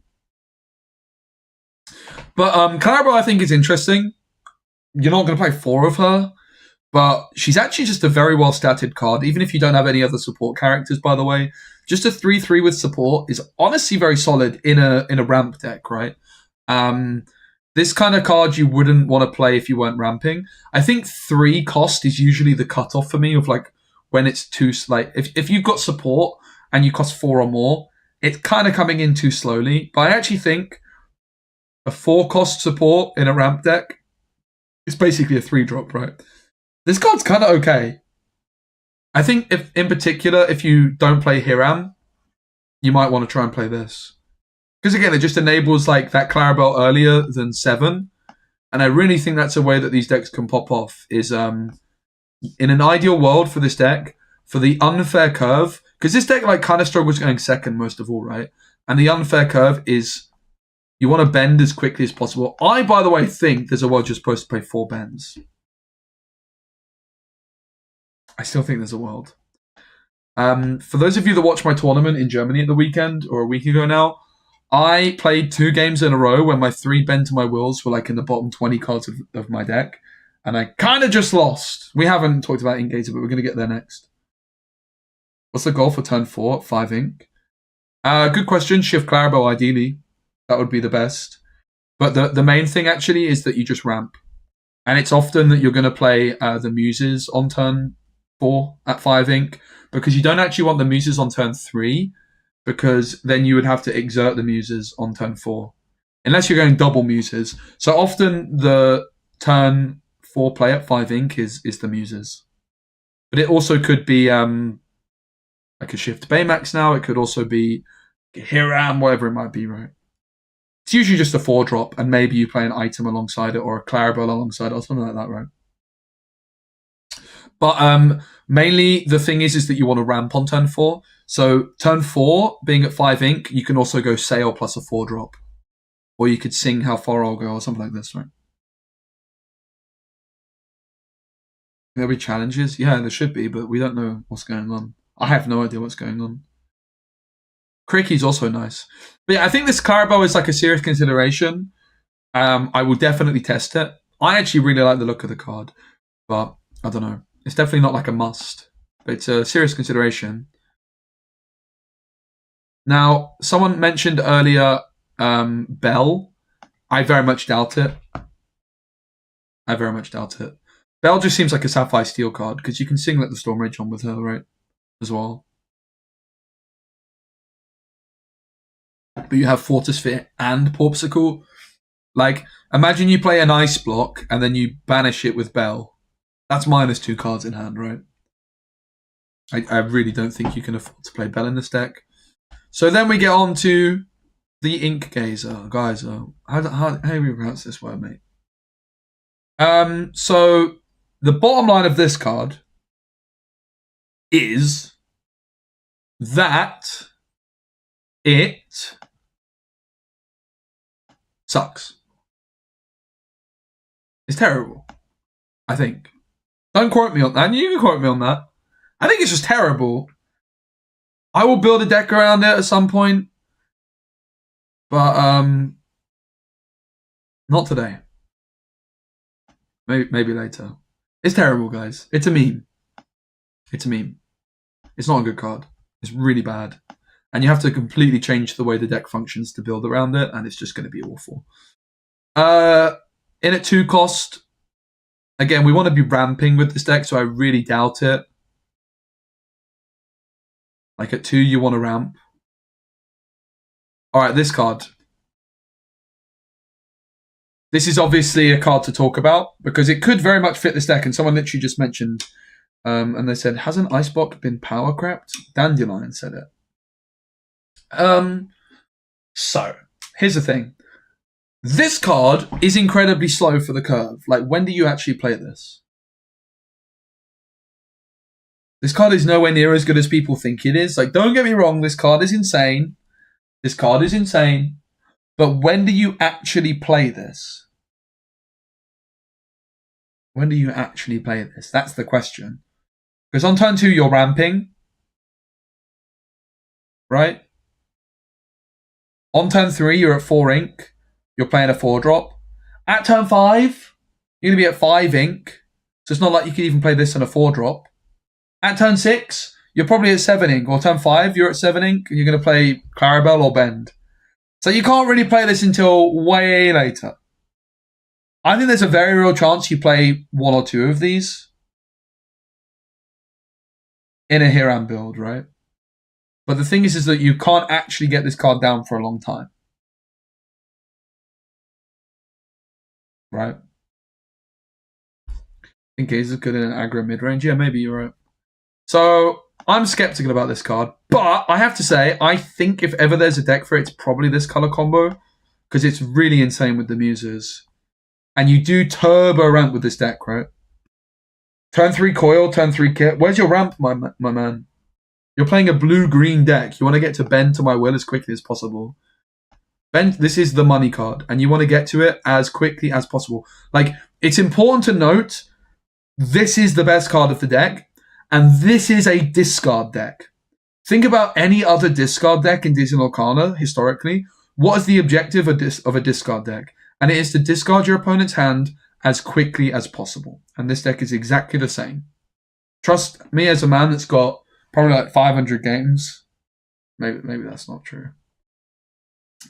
Right, that's if you don't ramp. The problem with that logic is you're then building your curve to be better when your deck is worse. And what that means is that when you draw well and you hit ramp, you're lowering the ceiling. So you're increasing the floor, but you're lowering the ceiling. And I don't think that's particularly wise. Especially because 1 jump ahead is actually very solid in this deck with the Muses. You can even play more than 8 ramp cards, right? Playing a tempo blue-green that's been fun. No Bend. Bend is the best card, I think, honestly. But I genuinely think this is the best card in the deck. I think it's an absolutely absurd card. I love it so much. I still think there's, I mentioned earlier, I think there's a real world you play for. I really do. Which is crackers, I know. Like, that is obscene. But honestly, this card is absurd. And if you miss it, oh my god, the deck feels so much worse. Anyway, in at 1, I doubt there's anything. I think there's actually some interesting cards in at 1. You don't want to play this with no shift. This card is like almost good, but it's terrible. So there's nothing. So basically, we got Baymax, in my opinion. And there's like a few other things that could be considered, like Daisy, Hero. Like this card, you could maybe build an insane deck around. Thoughts on Kida? What, the 4-drop? The problem with Kida is that she has to... there's definitely some considerations, right, with the new set 7. The problem with Kida is you have to exert to use her. I don't like that.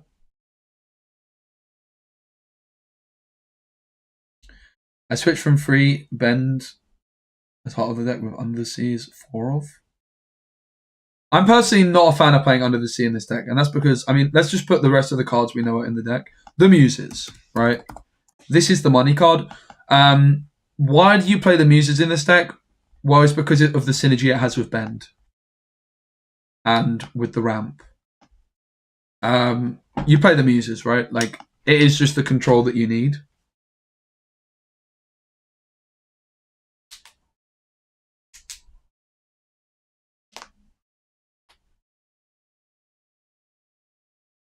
There's definitely different ways you could play blue-green. I do think that Bend is just the best card in the deck, though. I really, really do. I honestly... You guys know me. Historically, I always enjoyed Discard. And wow, this card. Insane. I mean, I do think that there's a world you could build like a Hero Hamada deck as well, with like Diablo, for example. Just not that into it. But yeah, so the Muses, you then need songs, right? So what are the songs? Your Welcome is a 4 of. How Far I'll Go is also a 4 of. That is non-negotiable. And Strike a Good Match is also a 4 of. Those are all non-negotiable, in my opinion, after lots of playing with this deck. That leaves us already, how many songs? 12, which for me is not enough. So why are all of these non-negotiable? How Far I'll Go just became a lot better with Baymax as well, by the way. Because you can sing with Baymax on turn 3.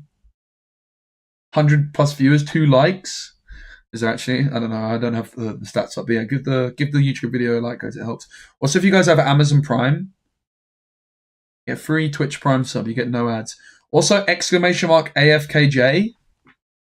We are doing a sponsored segment today, and you can download AFK Journey on PC using my link and support the channel. We're going to be playing it in a little while here, for a couple of hours. But yeah, How Far I'll Go. I actually, at one of the tournaments at the weekend, went down to 3 How Far I'll Goes in kind of like a spur of the moment. Well, I guess I'll just play 3, and it was a mistake. Card's insane. You play 4. The reason, again, you play 4 is you really need to get to Bend, and also it's a way of cycling the deck without actually spending ink. A lot of the time when you're looking for Bend, you can like sing Strike and sing How Far I'll Go without spending any ink, and you can get there, and obviously it synergizes with the Muses. Your Welcome is like the money card for the deck because it's your control tool. You can get rid of locations in Half Shark and then discard the cards that they draw. You can also use it. You can also use it in a pinch on your own stuff. And why is Strike a Good Match so good? Well, it's because it can get rid of the uninkables like Bend to My Will, which can be really awkward. It cycles the deck. It's just a very good card with the Muses in particular. You can sing it with Tipo as well. So, yeah. Under the Sea. This is a tricky one to discuss. In my opinion, I don't like this card. But it did just get significantly better with Baymax, because you can now sing Under the Sea on turn 3, which is insane. Yo, Flounder with the Prime, thank you so much. So you can sing Under the Sea on turn 3 with Baymax, because you go Carabel on 1, Tipo on 2, shift Baymax onto Clarabelle, bam, Baymax and T-Po sing Under the Sea. That is pretty insane. The big concern with Under the Sea is it kind of does something similar to the Muses. I feel like with the Baymax, you probably always want to play at least one of these, though, right?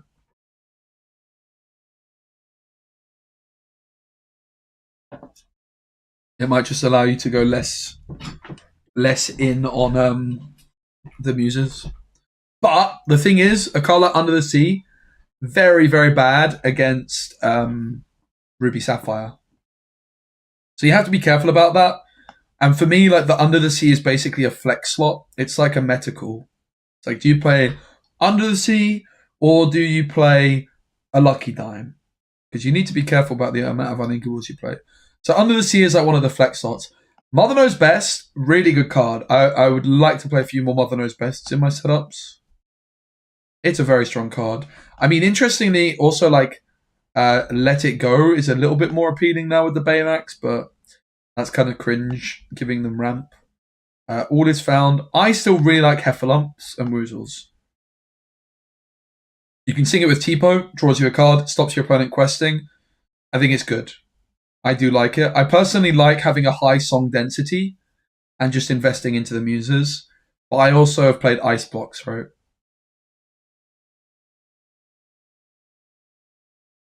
You could not play Sail, but I think Sail's good, right? Because Sail also enables you to go like Sail Popsicle, Sail Thingy, like Clarabelle.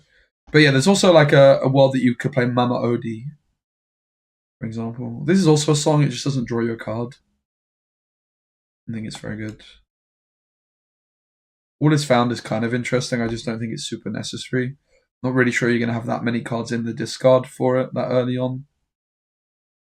Bruno is kind of interesting with Baymax, right? Kind of better to sing Bruno than it is sing Let It Go. Honestly, Bruno is kind of tasty with Baymax. I have to say, I quite like the sound of that. But yeah, I'm not really sure. And One Jump Ahead, I've often played like one or two of. I usually play like one or two one jumps for consistency's sake. But it is uninkable. But you also have T-Po and you have Strike a Good Match. So something like this, which is all very similar to what I've played in the past. For me, I still really struggle to look past Hiram, to be honest. I really do. And I'm honestly leaning towards just playing 4 bends. I'm still going to recommend people play 3, but the next time I play this deck, I'm honestly going to test 4 bends out more and play less dimes. So I would say like this is kind of the core. And then you need to decide what route do you want to go with the last 17. And I think I just want Hiram. I don't think you can play Belle in this deck. I think you need Fortis Fit for her to be worth it.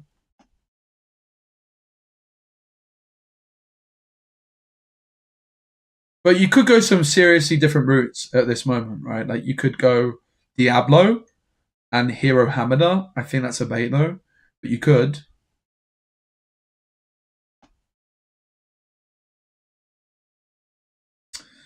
The other thing is like without Lucky Dime, are you beating red blue with this deck? Not so sure that you are.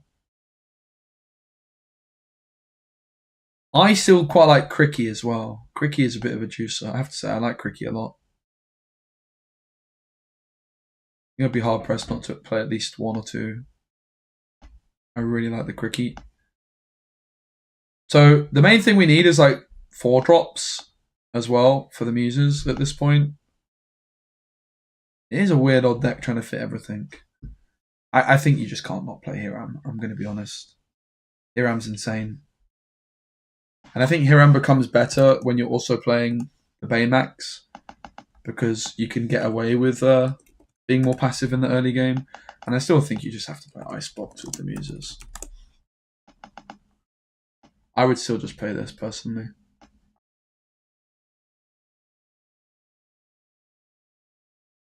The biggest thing this deck is lacking at the moment is we're already at 15 uninkables, by the way. Whoa. Maybe get down to 3 Icebox or something. Maybe cut the 1 jump. Really hard to fit everything, for sure. We don't have Bell at the moment either. I could see like the Clarabelle or squeezing in there.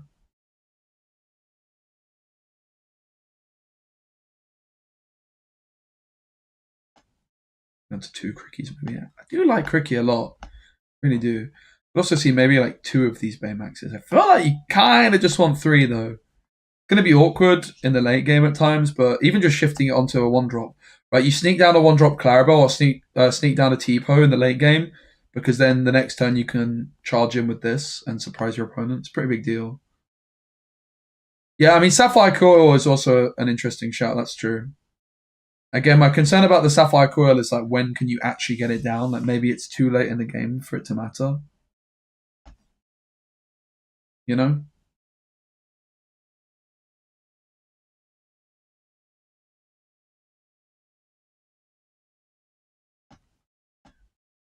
So here, like in the past, I've played Tamatoa. Because what Tamatoa gives you is it just gives you like a late game draw engine. When you've discarded your opponent's hand, you have no card draw from Clarabelle. But also you kind of just want to end the game quite quickly, right? But maybe that's where the Tamatoa could come into it, for example, right? Like you play this Tamatoa and you get I don't know, man. Like Tamatoa questing and giving you a Lucky Dime sounds great, but you kind of, for a card that costs that, just want to challenge.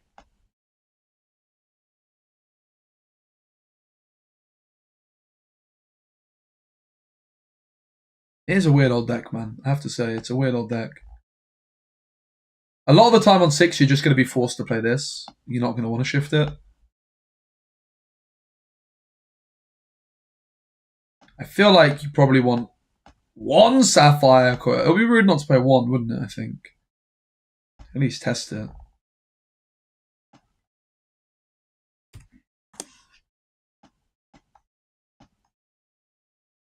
I mean, I have to say maybe the Sapphire Coils with Hiram are what allow you to not play Tamatoa as well, right? Because you've just got a few extra items.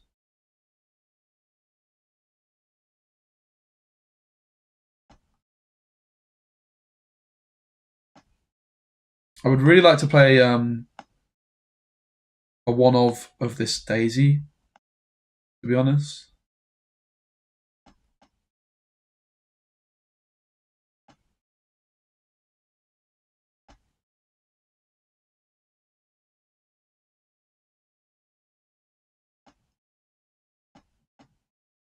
It's a weird old deck, though. No doubt about it. We don't have Bell either at the minute. I would say we're maybe lacking. I kind of want a. I guess I was going to say I kind of want another 4-drop, but that's not really true, right? Because Baymax is another 4-drop. So I don't think you need Bell or another 4-drop of any kind. We're kind of covered with Baymax being that 4-drop in a lot of ways. I think maybe 2 Crickeys with the Baymax might be enough as well. Nah, you can't play Kit in this deck, mate. The problem with Kit is it costs 3. Like, my way of looking at Kit is each one of these is a kit, right? Every song is a kit in this deck. But it also has more adaptability. That's my way of looking at Kit. I don't want to play Kit when I just ramp on 2. Like, the whole idea of this deck is that you ramp on 2. To be honest, I'm not a Kit believer. I just don't think it makes sense to play a card which is so mediocre when you have Muses, which is your main line. It's like you play the Muses and you've got a Kit in hand. What you could do instead is you could draw 2 and discard and pay 0, just sing. Yeah, I don't think you can justify Kit when you could just put a different song in instead. I do think the deck's going to look something like this.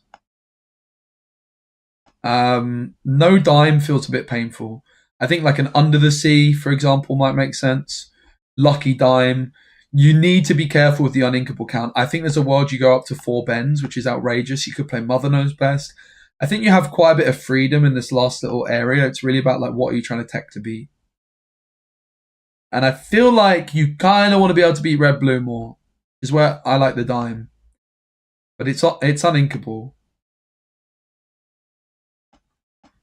So is there any other new set cards which we think could really make the difference?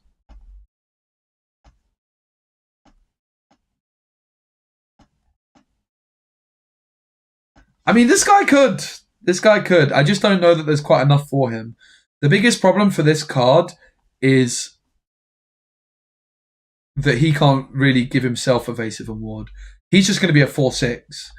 This card would be awesome if he had a better shift target, and I think it's one to keep an eye on.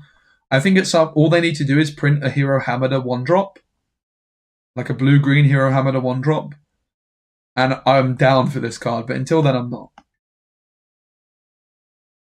Morph is not good. You need to ramp on 2. That's the problem with Morph. I played Morph in blue-green in the past, before Sale was a thing. I think maybe even before Tipa was a thing. Not sure.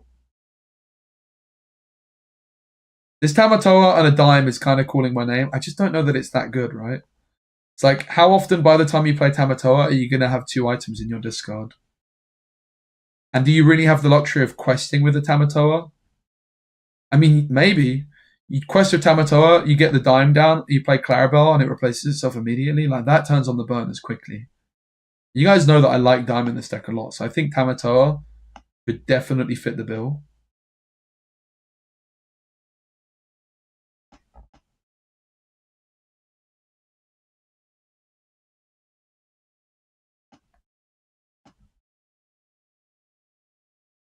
This card's kind of interesting, but not really.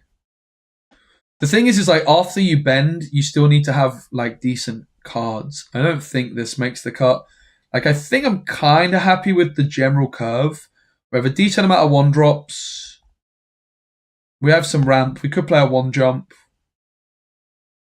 It's like it's like how do we want to actually finish the game, right? So the key thing with this deck is you need to survive the early game. And hopefully with Cricky and Baymax, we've already invested enough to do that. But then now you need to survive the early game and quickly win the end game. It's quite hard to do that without Dime, for example. Yeah, that's what I'm saying with Hero. I'm saying that Hero, in order to be good, you need to shift him. And he doesn't have good shift targets.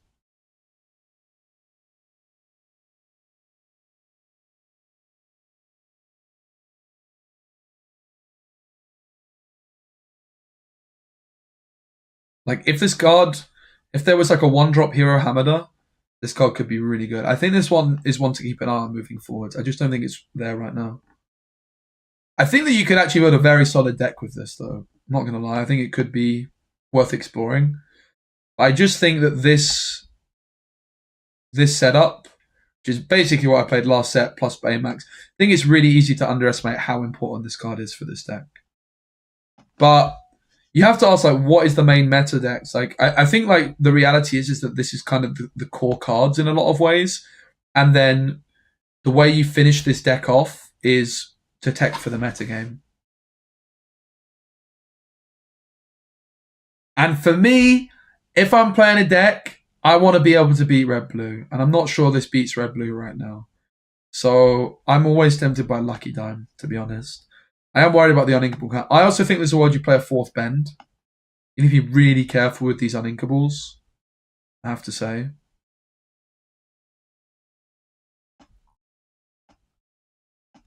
I don't think Hero... I'm looking at the Archazia Island. I think Tamatoa has potential.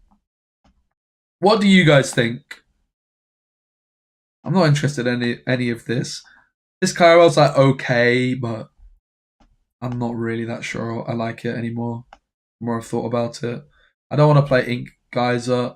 I don't want to play Bell. Maybe you could play like 1. Maybe there's a world you could randomly play 1, but I kind of doubt it. You don't want to play a 2-drop in this deck. I could see playing like a 2nd Sapphire Coil because it's Flavisham Fuel and it's inkable. Like the other items are pretty pants.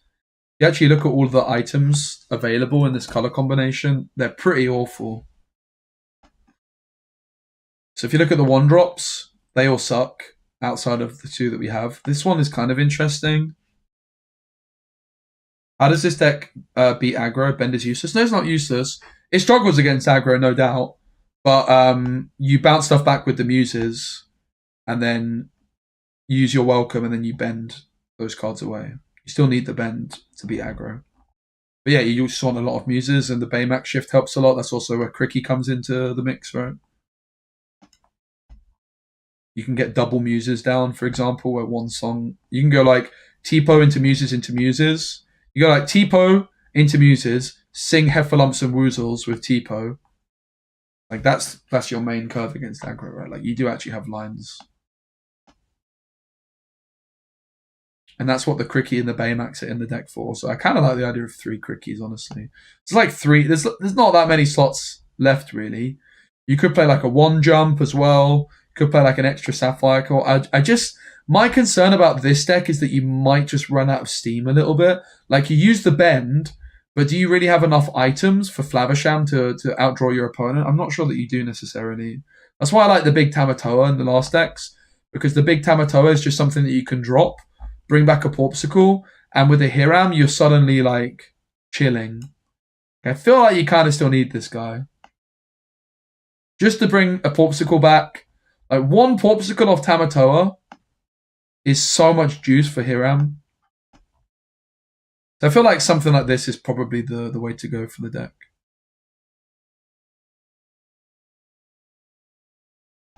So compared to this is basically my deck from last set, but Bell is out for Baymax. And I don't currently have Lucky Dime. Lucky Dime and Under the Sea are like your 2 main tech options if you want to increase the uninkable count. Not really sure about Sapphire Coil in general. I don't think Ingazer is good in this deck. I mean, let's take another look at it quickly. I think that if you're playing Inkgazer, you really change the whole deck. Isn't the new Tamatoa just strictly about what? Maybe. Honestly, maybe. I think you might be right. You're kind of right. This, because I'm saying that I want a card which gives me Porpsicle. It is this card, right? I think that it's actually this Tamatoa. And then we can squeeze in Dime still. Like, double Dime would be great.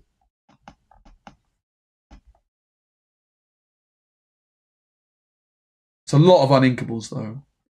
I do like this card. The thing is, in the early game, being able to quest is a bit of a luxury. You're usually challenging.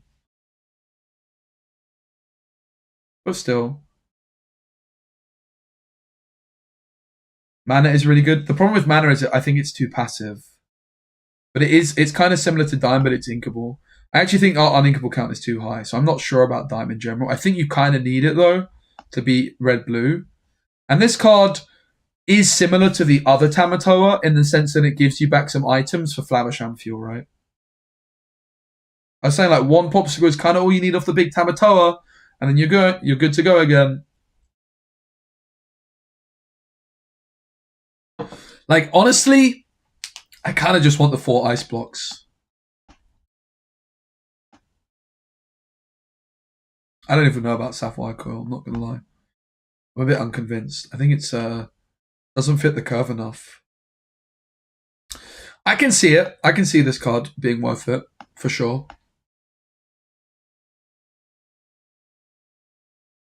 And you might want 2 dimes. I'm just worried about the uninkable count. Like maybe you could go down to 3. I just think if you're playing ice, like if you're playing this Tamatoa, you need a lot of items. I can kind of see it though. I think you kind of want 2 dimes with this Tamatoa anyway. And we're at 4 strike a good match already. I think you need to be careful with how many of these you play. I could see 3 max. But you are kind of right that this is better than the other big Tamatoa because, yeah, I actually completely agree with you. I think this card's really good for this deck, to be honest. I really like it.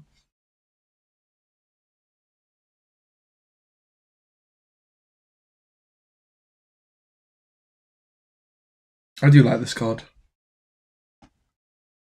The thing is with this deck is what tends to happen is you're kind of on a clock. You bend their hand and then you want to win quite quickly. And this card does achieve that. And it also achieves the other thing that the deck struggles with, which is after bend, how do you outdraw your opponent? And it's with Flavisham. But like that's why I like the big Tamatoa, just for that one simple Porpsicle back suddenly opens up the whole hand, right? And suddenly, even if this Tamatoa, when you play it, only gives you 1 Porpsicle back, alright. That's still kind of good. Is that one Porpsicle then gets banished by Hiram? It's interesting. I definitely don't think you want that many, and I am still concerned about the uninkable count, but maybe you could like reduce the Baymax to play more Quickies or something. Like maybe that's another thing you could do. I think maybe 2 of these might be fine.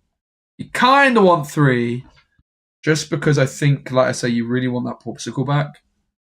And I do still feel like you need. I'm way off on why, Justin. You think I'm off on this guy? I think he's terrible. This card's really bad, mate, in my opinion. Let's talk about it. What do you guys think about this card? So let me explain why I think this card's terrible. I think it's got a good ability, but it's got an absolutely awful stat line.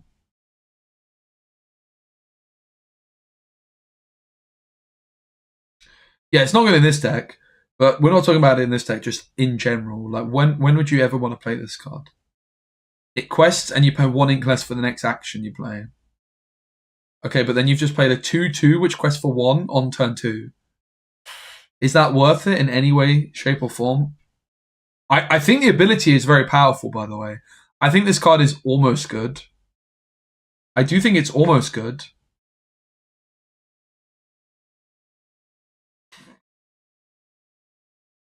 It's a pirate. Yeah, okay, it's a pirate. The thing is that you have to quest with it. And it's a 2/2 that quests for 1. If it was like, I don't know, a 2/1 that quested for 2, I would like it a lot more. You know what I mean? If it was like a 2/1 that quested for 2, then I would be probably quite interested. But a 2/2 that quests for 1, for it to do anything that costs 2, I really don't like it. I really think it's bad. I would never play this card personally. I do think the ability is like interesting. I just don't think it's very good though. Yeah, I kind of like the look of this deck. I'm not gonna lie, guys. I'm a bit worried about the uninkable count.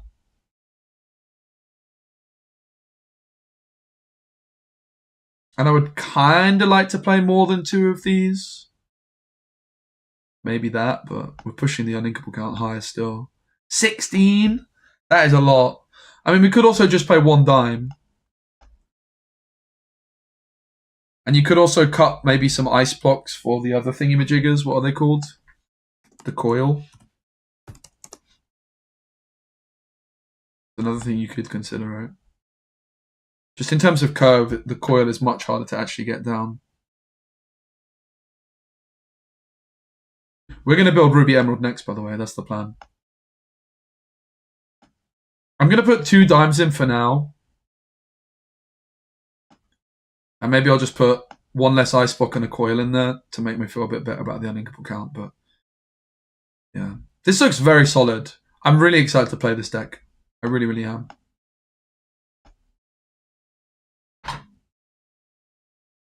Blue-green machine.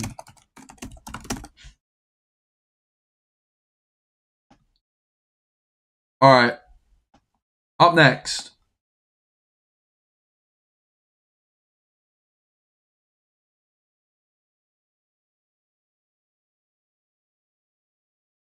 Up next, we are going to build green-red. Oh, mate, there's so many cool decks to build. No need to apologize. You're all good. So, I want to build a Robin Hood Sharpshooter deck. Shock. So, maybe a better place to start off with is what are the ruby green cards, really? I think I think the card to build around, rather than say we're going to build a red-green deck, the card to build around is the first ever legendary action. I don't know where it is, though. Here. This is a cool card to build around, right? So how do you build around it? Well, I'm pretty sure with this guy.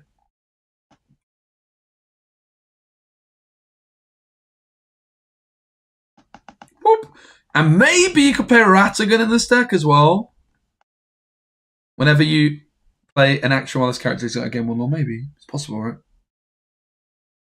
So the big thing with Robin Hood decks that it struggles against Elsa. Elsa was so common in the meta for the last couple sets, but now she's been around for a bit longer. Maybe, there's some other things that are a little bit better than Elsa, maybe. But like in the previous set, it was like the Genie Elsa meta, right? So like Robin Hood just kind of got wrecked. But yeah, that's kind of the thing I like the sound of when it comes to the Hercules. Previously, because I did try Robin Hood a little bit last set, and the Half Shark at 6 is just a bit too expensive to really get down, in my opinion. But I think with Robin Hood, you quest with Robin Hood, you get the Return of Hercules, and you can play a Half Shark. Pretty big deal, right? You need some card draw. Ruby Emerald probably struggles a ton with card draw. So how do you draw cards? Well, there's 2 ways. They're both uninkable. Let's take a look at the set 7 cards first, but spoiler alert, it's Diablo and Prince John.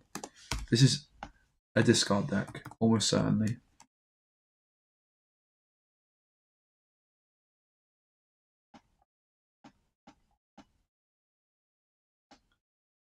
So all of that's too expensive. But at 6, so there's the Mad Hatter, which is quite an interesting card. You also can draw. It's a new draw tool. Issue of this is red blue is going to be everywhere, and that means 4 human Sisu with coil, 4 brawls. I don't know if they're going to be four coils. I don't know, mate, if that's true. I don't even know if red blue will play any coils. Coil is so slow. I really think the card's overrated. I think it's very good. Mad Hatter is interesting. Whenever a damaged character challenges another character, you may draw a card. It's interesting because that's in your opponent's turn too.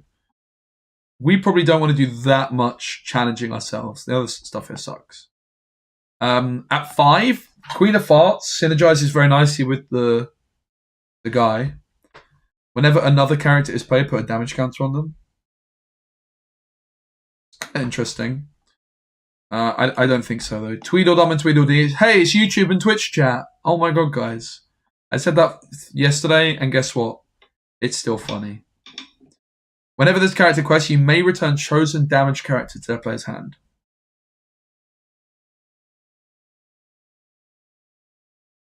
Alright. So there's like a whole deck you can build around Queen of Farts, but I want to build my whole deck around Robin Hood, not Queen of Farts. Fidget, though, I like. Whenever this character quests, another chosen character of yours gains evasive. The biggest problem with Fidget, to be honest, is like you want to give your Robin Hood evasive, but it's like, when do you do that?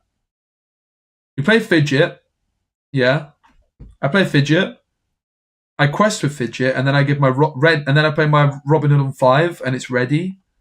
Like when can you actually give your Robin Hood evasive? Or I play my Robin Hood on turn 4 and my Fidget on turn 5, but then my Robin Hood was already not evasive for a turn. May just be scared of Artabak's podcast. I mean, listen, Coil's a card to be worried about, no doubt. I just think the reality of Coil is, when do you play it? When do you actually play Coil, mate? You don't play it on... we just looked at the same kind of deck that might want to play Coil. It's like, when do you actually play it? And the answer is never, really. It doesn't fit the curve. You want to ramp on turn 2.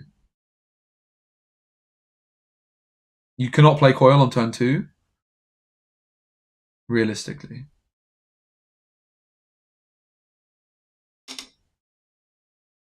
Is Zelda's better than Fidget? I mean, they're very different cards. But I do quite like Fidget. I like the idea of Fidget with Robin Hood. Again, the problem is that they just both cost the same amount. I have to say, though, the Ratigan, surely, with so many actions, could pop off, right? Like, we just go full action mode with Ratigan and Half Shark and the Return of Hercules. Like, that just looks like a deck, does it not? And the thing is that the best actions are in green because they say discard. Look at some of these actions right now, mate. Ready? Bend to my will. See? Best action in the game. Bruv. There we go. Alright, so here are the discard actions. Sudden Chill, Hypnotize, Bruno. Oh my god, they're all insane. I don't know about... I mean, I guess if you're playing...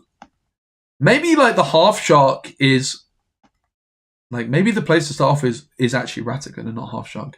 Again, though, it's like... I don't know about Ratigan, man. I'm not sure. Because again, the same issue is at hand here. It's like, okay, you play Ratigan, and you get him exerted, and then Robin Hood comes through. They just kind of clash, right? So I don't know about Ratigan. Whereas I think the Half Shark is just good.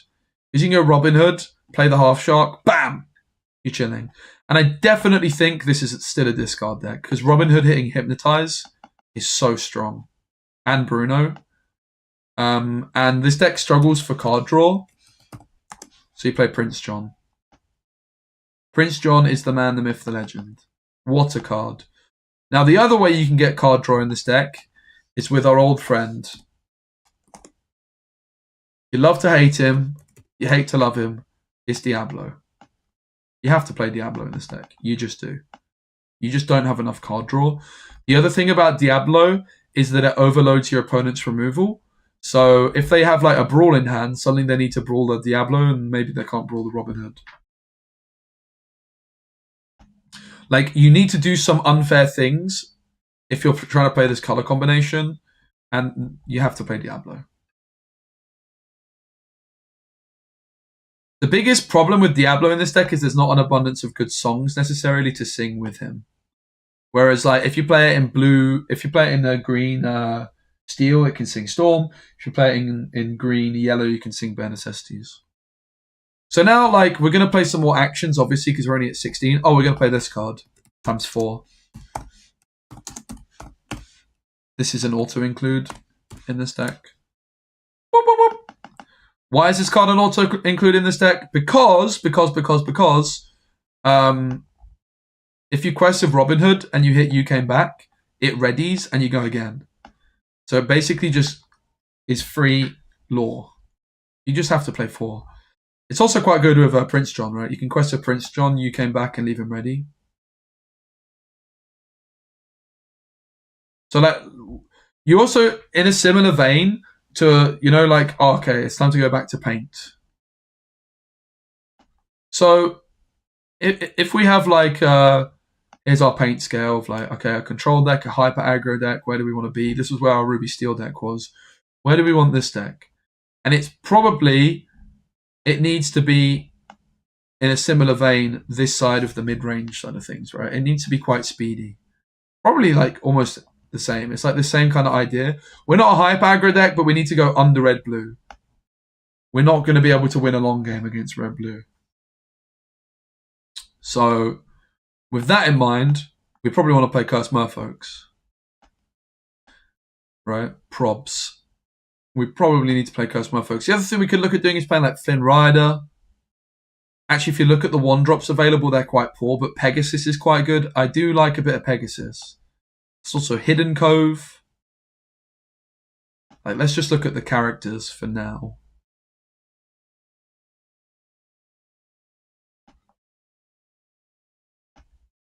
I don't really think you cannot play Curse Merfolk in this deck.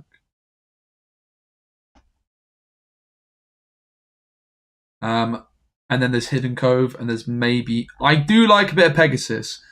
Pegasus 5-drop, Shift Line, I think is very underrated in this game. To be honest. But you probably need... If you're playing Diablo, you're probably playing Hidden Cove, right?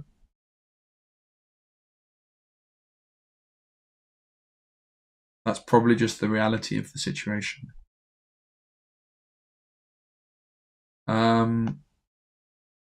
Yeah, for me, I don't really know if 8 1-drops is enough for this deck. Like, I could see you maybe playing a couple of these, but that's something to put in at a later point. I think maybe you're playing Hidden Cove as well. Hidden Cove's not really a 1-drop, though. It's a 2-drop, right?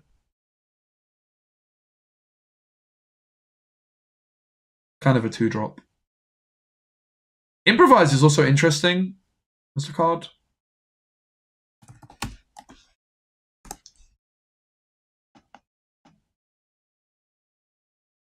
All right, so then at 2, yeah, the Baymax interests me a lot. You need to be with 20 uninkables, by the way. That is a lot of uninkables. We could consider Strike a good match already. A lot of uninkables, mate. But Diablo can get rid of some. Strike a good match might just be a necessary evil, right? I mean, with Maui, it's kind of all right, but I don't really like the sound of it. There's a lot of uninkables. But this is also where, like, if you look at Banzai, for example, like, Banzai's the kind of card you... Oh, there's also this card. Could this card pop off? The problem... No, you can't play Incaster in this deck. The problem with Banzai, you can already see, you just can't actually play Banzai in this deck because the uninkable count is so high. But what you can do is you can play the new Baymax. So battery, processing data from Archazia's Thought Scrolls is taking a great deal of power. Extreme battery saver protocol engaged. What is going on with Archazia's Thought Scrolls? Jasmine found them.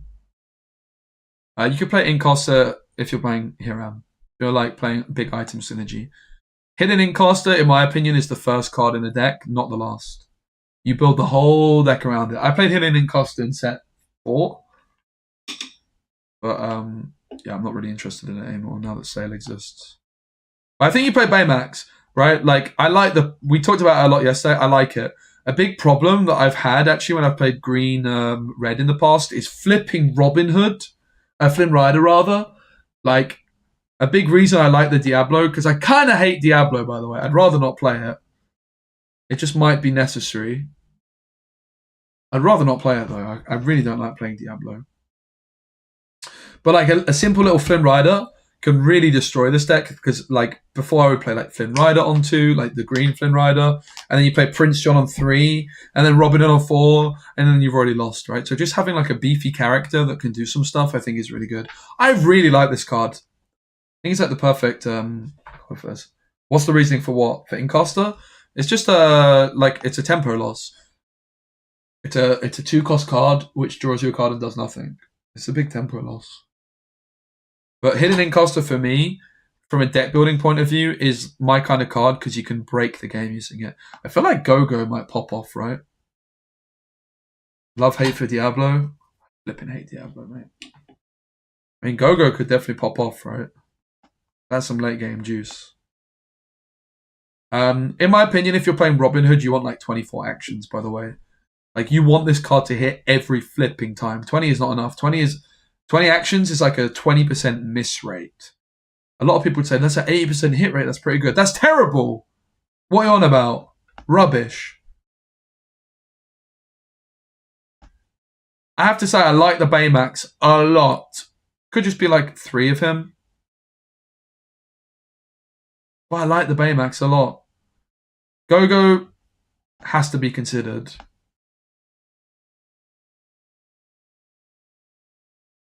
Banzai's too uninkable. Not interested in that.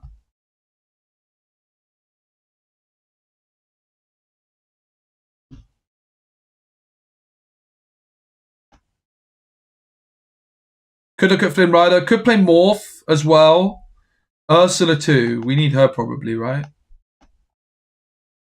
She's kind of gone out of fashion a bit, but you probably still need her. Very good with Prince John.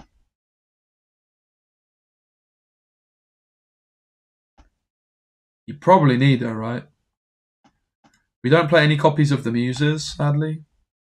And it's like, it's a hard deck to build. This card's quite interesting at 3. What are the other actions? Because for me, this isn't enough. We're at 20. I want more. There's another good action that's really good, but we haven't got it yet. 6 is the max for the actions that you can play with Robin Hood. None of that. I want ink. Inkable actions, please. Oh, Brawl. 4 Brawls. Obviously. Brawl off Robin Hood's really good. But yeah, the question is like, is that really the way to go? I mean, maybe. We only have 1 Go-Go right now, but the question is, can this go under red-blue? And I'm not sure that it really can, but maybe it could. Fan the Flames is also an interesting shout, actually. Also, pirate. We don't have a pirate scythe. I've played a pirate scythe in this deck in the past, right? Songs aren't showing up. This card's really good with Robin Hood. Right? Bruno we already have. You're welcome, I don't really like in this deck.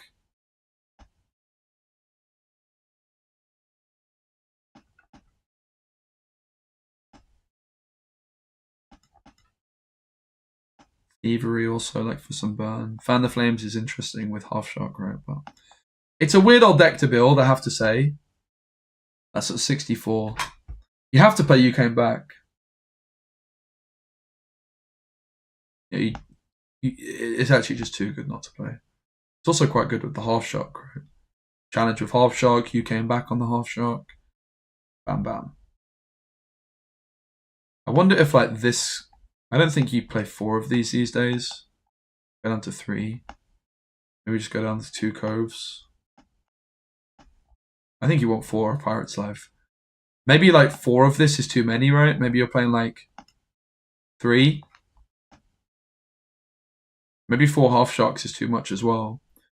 Is there an uninkable we could get rid of?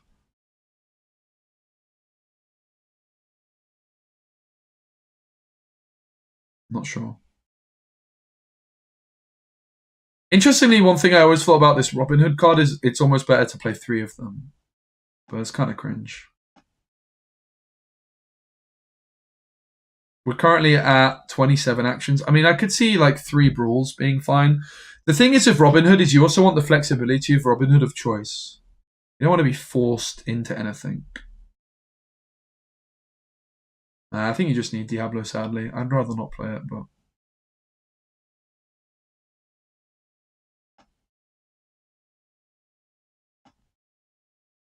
I don't know about this card. It can't be bad, mate. Like I can chain Robin Hoods together with this thing as well, right? Like I can quest a Robin Hood for Return of Hercules and get another Robin Hood. That's pretty good. Let's just get rid of the Go-Go, but we just have no Maui in this deck right now, like the actual Rush Maui, which I've played in the past. Because it can sing what's it called? Bruno. Yeah, Bruno doesn't have like any great cards to sing with it because I like Pegasus as well, but yeah, I feel like something like this is kind of the best you're gonna do. It looks alright. I think the Half Shot could pop off. I don't know. I have milled myself with Robin, but only in certain matchups. Robin Half Shot. Let's call it. I'm gonna go to the toilet real quick. What should we build next, guys? Let's build next. I think next we're gonna build a Madrigal deck, maybe, but I might change my mind. I'll be right back. I'm gonna go to the loo. We do also kind of need to move to the sponsored segment of the stream soon. Exclamation mark AFKJ to download the game on PC using my link.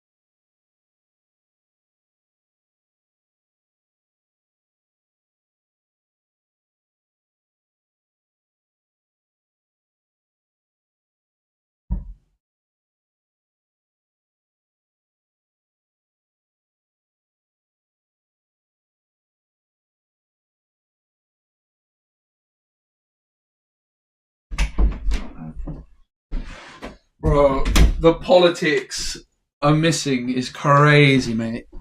What is going on in our world, guys? We're not going to go political, but oh dear. Oh dear, dear. What is happening? I've got a lot to catch up on after the stream. I've done some politics streams in the past, but I don't think that's really very good move these days. Let's build a Madrigal deck. So I'm doing a sponsored stream today with AFK Journey. I need to decide if I do a 2 hour today or a 1 hour today and a 1 hour tomorrow. So I'm supposed to do it in Feb technically, but I'll be able to do it 1 hour tomorrow. The thing is I'm pretty damn tired. And I kind of want to build some more decks, but then I'm also thinking if... we'll work out. I'll probably just do 1 hour today, 1 hour tomorrow. So, Madrigal deck. The family Madrigal. Look at the top 5 cards of your deck. You may reveal up to 1 Madrigal character and put up to 1 song card and put them into your hand. Put the rest on top of your deck in any order. That's important. Why is that important? Bruno. I've actually been playing a bit of Bruno recently. Some of you would have seen on stream. With Ruby, with Fan the Flames, and Raya. So an interesting card with Bruno is anything that can ready it. But specifically ready it right at the start. Because this is at the end of turn. So Sven is the one that's coming to mind. But is there anything else? Ready this character is Aurora. So you're definitely playing Sven. Sven is a card. I've always been a big believer in Sven ever since it was released. It hasn't caught on. Try Everything is also readying a character, but it costs an awful lot. Once during your turn, whenever you play another character, you may ready this character. That doesn't do much. Simba is at the end of your turn. You need like the ready to happen immediately. Ready this character. Replay this character. No. Bernard is at the end of the turn. I don't think there's anything else.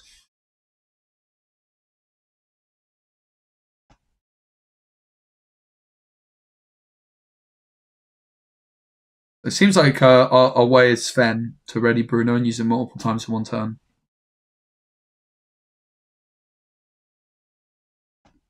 But Sven's a great card in general. I really like Sven. I think it's a very, very strong card. Like, again, if we go back to our Magical Paint, where is this deck going to be on the scale? And it's going to be like here. Right? This one's going to be like here. This deck needs to be quick. So let's take a look at the set 7 cards, because there's definitely a lot of them that we're going to want to play. The one that immediately comes to mind is the new song. Okay, apparently there's a couple new songs, but look, it's a Madrigal card. Game 1 Lore Draw card. That is so good. Bam, bam, bam. Welcome to the deck.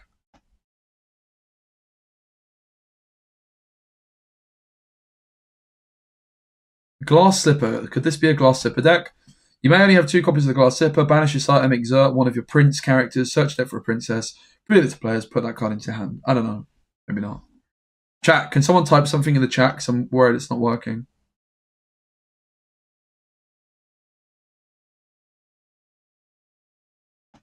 So what are the new 1 costs? Amber Coil. No. There's a Dolores here. She's so bad. I mean, we're playing purple. So you know what that means when it comes to 1-drops.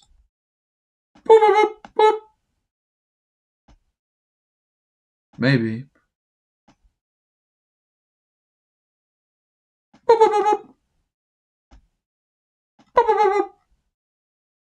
It Calls Me is a very good card. I like this card a lot.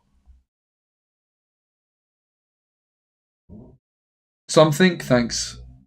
It wasn't working, but I closed my app and restarted it. Yeah, Ready's definitely better with red. Yeah, I've also played it a lot.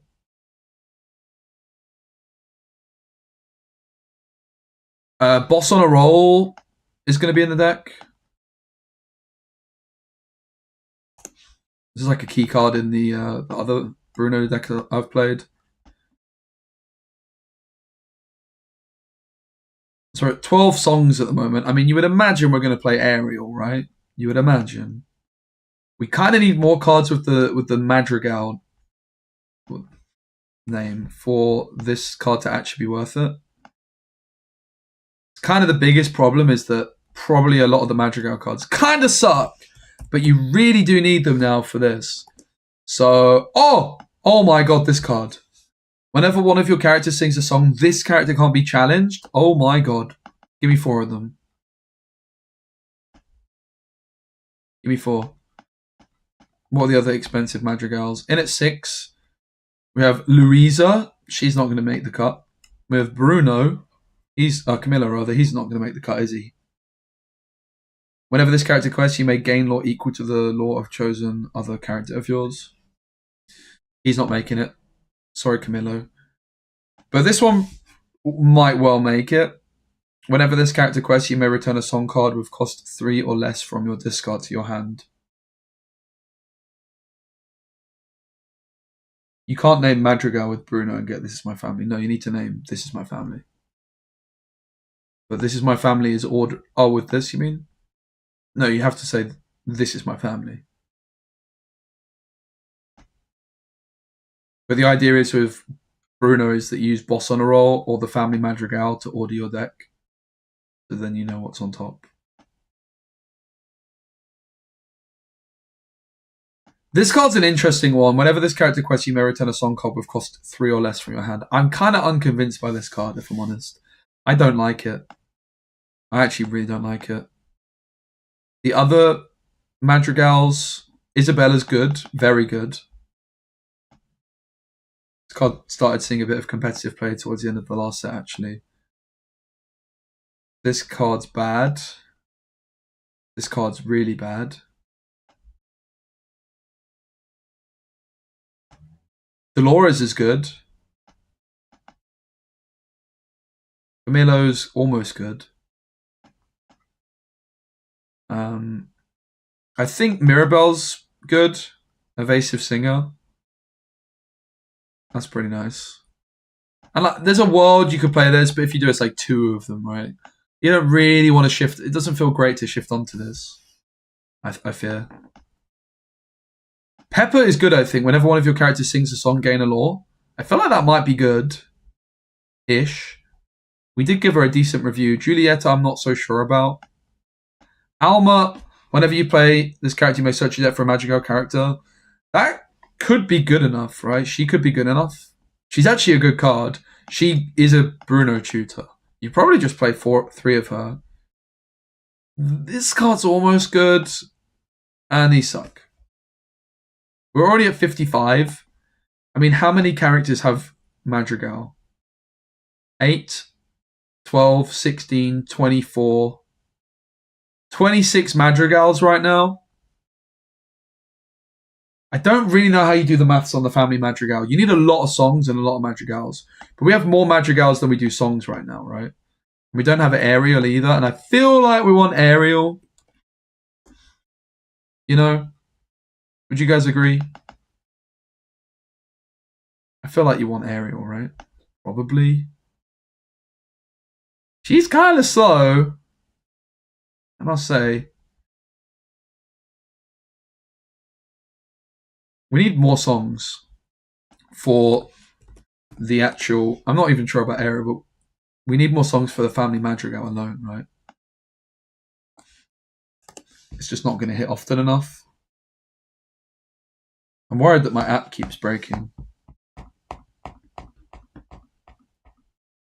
Twitch app sucks. It is pure garbage. Unacceptably bad.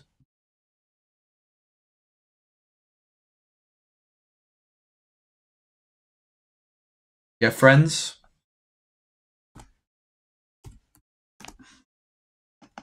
Hard to go wrong with Friends, isn't it? I quite like It Calls Me as a card in general. But isn't This Is My Family already digging for a song plus a character? Yeah, but you need songs in order to dig for them. Wait, This Is My Family, you mean Family Madrigal? Yeah, Family Madrigal, though, like, in order for it to actually dig for songs, you need still a decent amount of songs. looking at 5 cards, which is slightly more than aerial. Let's just say this is like, let's just say you're looking at 4 for the maths. We can do the maths in a minute. Bare necessities could work, but if you do the maths on this right, let's just say it's looking at the top 4, because then it's the same maths as aerial. So for simplicity's sake, so if you were to play 20 cards, and they said 4, it does say 5, so it's not. But if we were to play 20 songs, it'd be an 80% hit rate. So it's like going to be a bit more. So, you know, if we're looking at this to hit all the time, a song and a madrigal, but bear in mind, you also want like some choice. I think that's one thing that's often overlooked about like the aerial, for example. I think people play lemon and lime with way too few songs, way too few. You really want some agency over what songs you're actually hitting, for example, in my opinion. So yeah, with the family madrigal, in my opinion, it's how do we do the maths on it? I guess with like a hypergeometric calculator. Bear with me. We can make this work.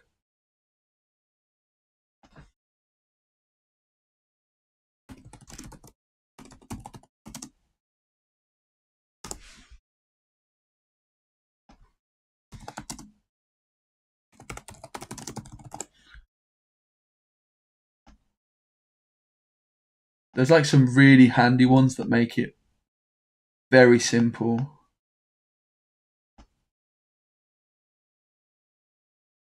Let's try this.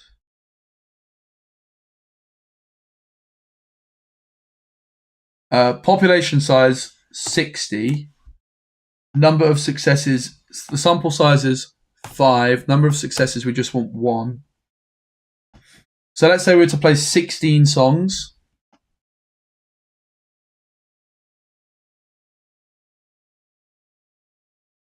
%. I think that's what that means, right?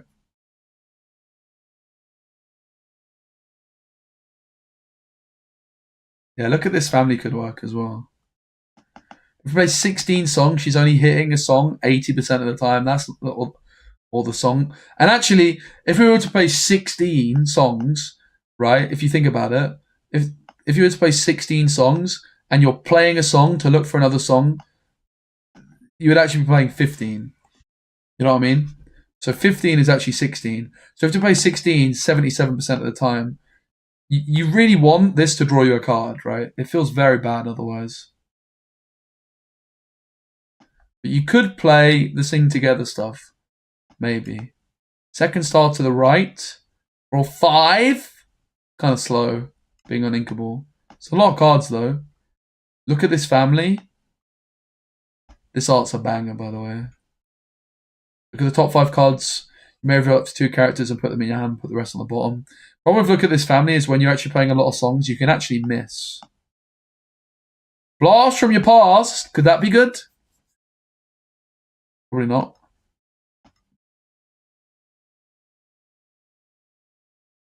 Try everything. Try everything, honestly, might be the way to go. Do you know why? It readies. With Mirabelle and with Ariel, you could sing this and ready your Bruno and chain Brunos. Like, honestly, it might just be a card you actually have to play. It is kind of garbage, I'm not going to lie. But it just readies Bruno. I'm pretty sure that's what this deck needs to do. Like, you are kind of all in on Bruno, baby.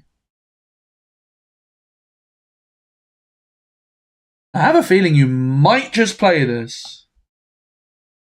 Kind of terrible. Yo, remote worker, let's go, mate. GG, mate. Nice to meet you. That was awesome. The 3/6 Hades of Dreams. I wanted to pick your brains a bit about Mother Knows Best and Under the Sea. Because we were just building blue-green for this set. I mean, 4 is a lot, but I could like you can sing it with Mirabelle. It readies. It is literally one of the only 2 cards which ready Bruno in this deck. And you really do want to be able to go like turbo mode with Bruno. 6 lore in a turn. This card basically says, Gain 3 law and draw a card and replace self with the right setup. Kind of seems like you're supposed to play it, right? It is kind of bad though, not gonna lie. What's this do? Shuffle chosen card from your discard into your deck, reveal the top card of your deck. If it has the same name as the chosen card, you may play the reveal card for... Wait! Guys! Huh?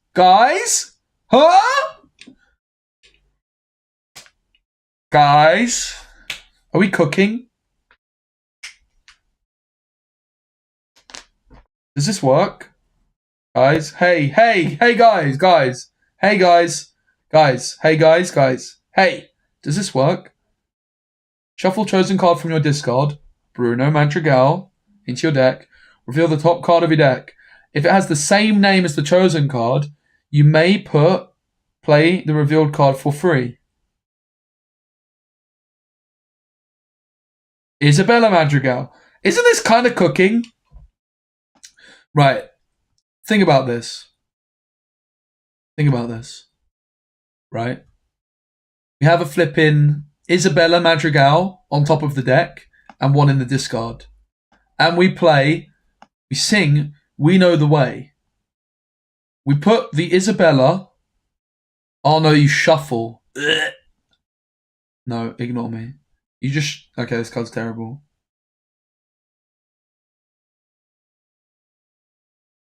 You have to shuffle the card. Yeah, I know you need the first and last name, but yeah, okay, this card's terrible. What the hell? Why is this card so bad? You have to shuffle first, and then... Okay, that's terrible. Alright. Well, that was fun for a moment. For a moment, I thought we were cooking. Bad. Pretty bad. That character costs 4 or less for free the game Rush. Bad. Card's great. NSSDs is almost okay. 0 to hero to get Bruno down early. I mean, there's worse ideas. This is a new card as well, which I quite like. Draw a card and chosen character gains Bodyguard. Probably not for this deck, though. NSSDs could work. And I do like It Calls Me. Especially with Jafar. Reflection? Nah. The problem with Reflection is it's minus a card. Like, I see what you mean because of Bruno, but it's minus a card. I mean, I guess Boss on a Roll is also minus a card. Huh. Interesting. But you can bottom deck stuff with this. You can't with Reflection. I mean, Reflection's not that bad. It's kind of interesting shout. Maybe it's not that bad, right? I think it's kind of bad, though. Boss on a Roll gains you a lore, and you can bottom deck bad stuff. It's just always alright.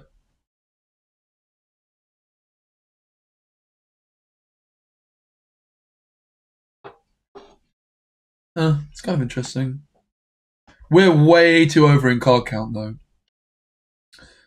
I feel like Ariel is kind of bad.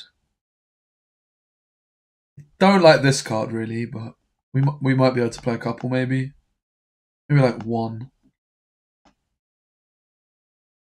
We're at 19 songs, which means the hypergeometric distribution would be 18. So we're going to hit 84% of the time, we're going to hit a song with the Family Madrigal. That's pretty good. And how many Madrigals are we at? We're at 5, 9, 13, 17, 21, 25. And that's just 25, strict. We're going to hit a Madrigal 94% of the time. So we can actually reduce the amount of Madrigals. We don't need this many, to be honest. Ariel doesn't seem great, really. Kind of agree. She's quite slow, in it. Boop, boop, boop, boop.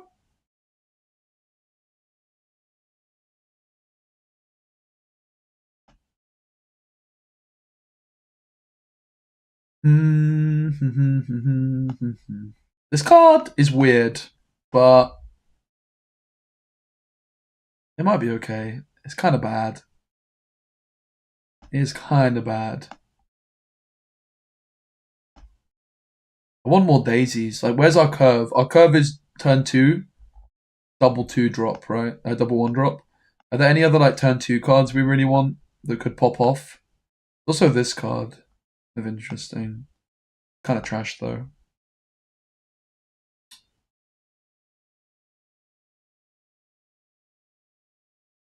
Lilo, maybe.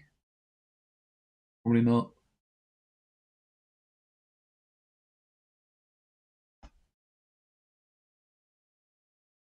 Gathering knowledge and wisdom, maybe. Bruno's return. Huh? Guys. Hey. I feel like I missed something important. I mean, what if you actually play this? It's a shame it doesn't actually have any synergy with the deck. I mean, it does, because you can bring back Bruno. And that is definitely something. But it doesn't have like a Madrigal tag, right? That's sad. Kinda unfortunate. Sleepy's Flute.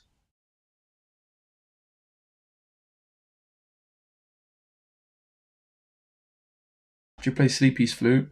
I mean, there's also the Ursula's Cauldron, which I have played a lot in this deck in the past. I just think with the Family Madrigal, maybe you don't need it. I don't know about no Aerial, to be honest. I feel like Aerial's kind of good. The 2-drops seem pretty bad. I think you just want to play 4 Daisies, right? Daisy's kind of insane.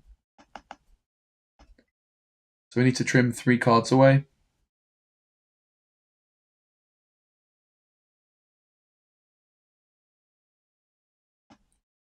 I'm still not really sure that's enough songs. Also, I have to say this card, this Madrigal, that's like the pepper, when you sing, gaining a lore, kind of good. Blue, yeah, maybe.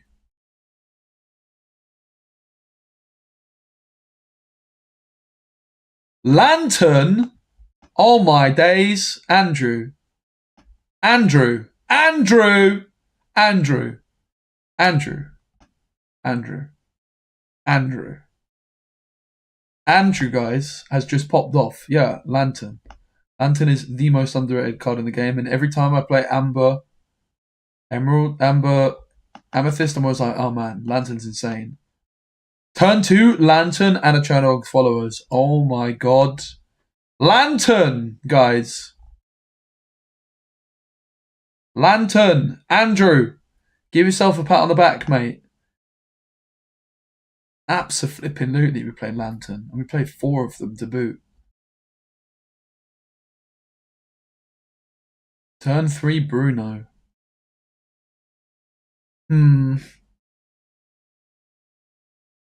What do we do about the rest of the cards, though?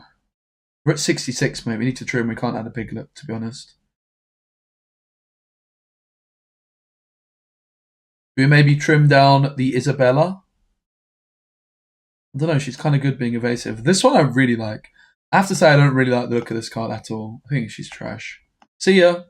That's the first cut. 17 songs. Already kind of not enough in my opinion. Maybe it's fine though. 16 it is. 4 to go still. Guys.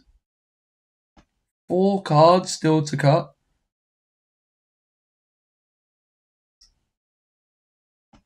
Is this that good? I don't really know about Friends, but we still need songs because of this.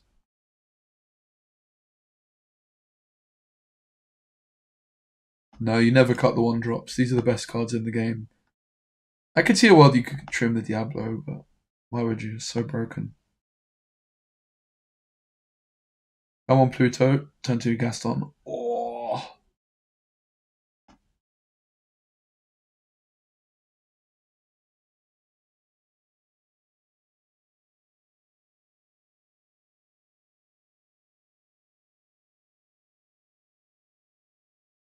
This card's kind of trash. You kind of need it though for the song. Honestly, a problem with this deck is like we're building around this 5-cost song, and there's only one thing that can sing it if you're not playing Aerial. Do we need Uninkables? 20 should be fine. How bad can it be? Like, we have a low curve. The thing is like, this isn't really an uninkable because it's a song that replaces itself. Lantern is also kind of not really a song, and not an uninkable because it ramps, pays for itself very quickly. This card just seems a bit too good not to play. But maybe that's not true. We'll cut one. Let's cut an Alma. Let's cut a Daisy. I can see us cutting 2 Daisies. I think Alma's good though because she puts a card on top for Bruno. And she tutors Bruno. And like, if you actually look, turn 3 we don't have that much. But to be fair, we have Lantern as well, right? I think Alma's okay. I could see us cutting another Alma though, just playing 2. Thing is like, tutor for Bruno is a pretty nice deal, right? Alright, let's send this one. I'm down.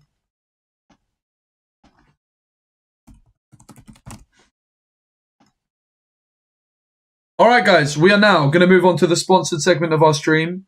We are going to be doing AFK Journey, !AFK Journey. Stick around, support the stream, you can download the link. The YouTube stream is going to end here. Thanks all on YouTube for watching. If you want to keep watching me, I am live on Twitch. Playing AFK Journey as a sponsored segment. Thank you all very much, YouTubers. I appreciate you. We are still live on Twitch, twitch.tv/specimen. Okay, AFK.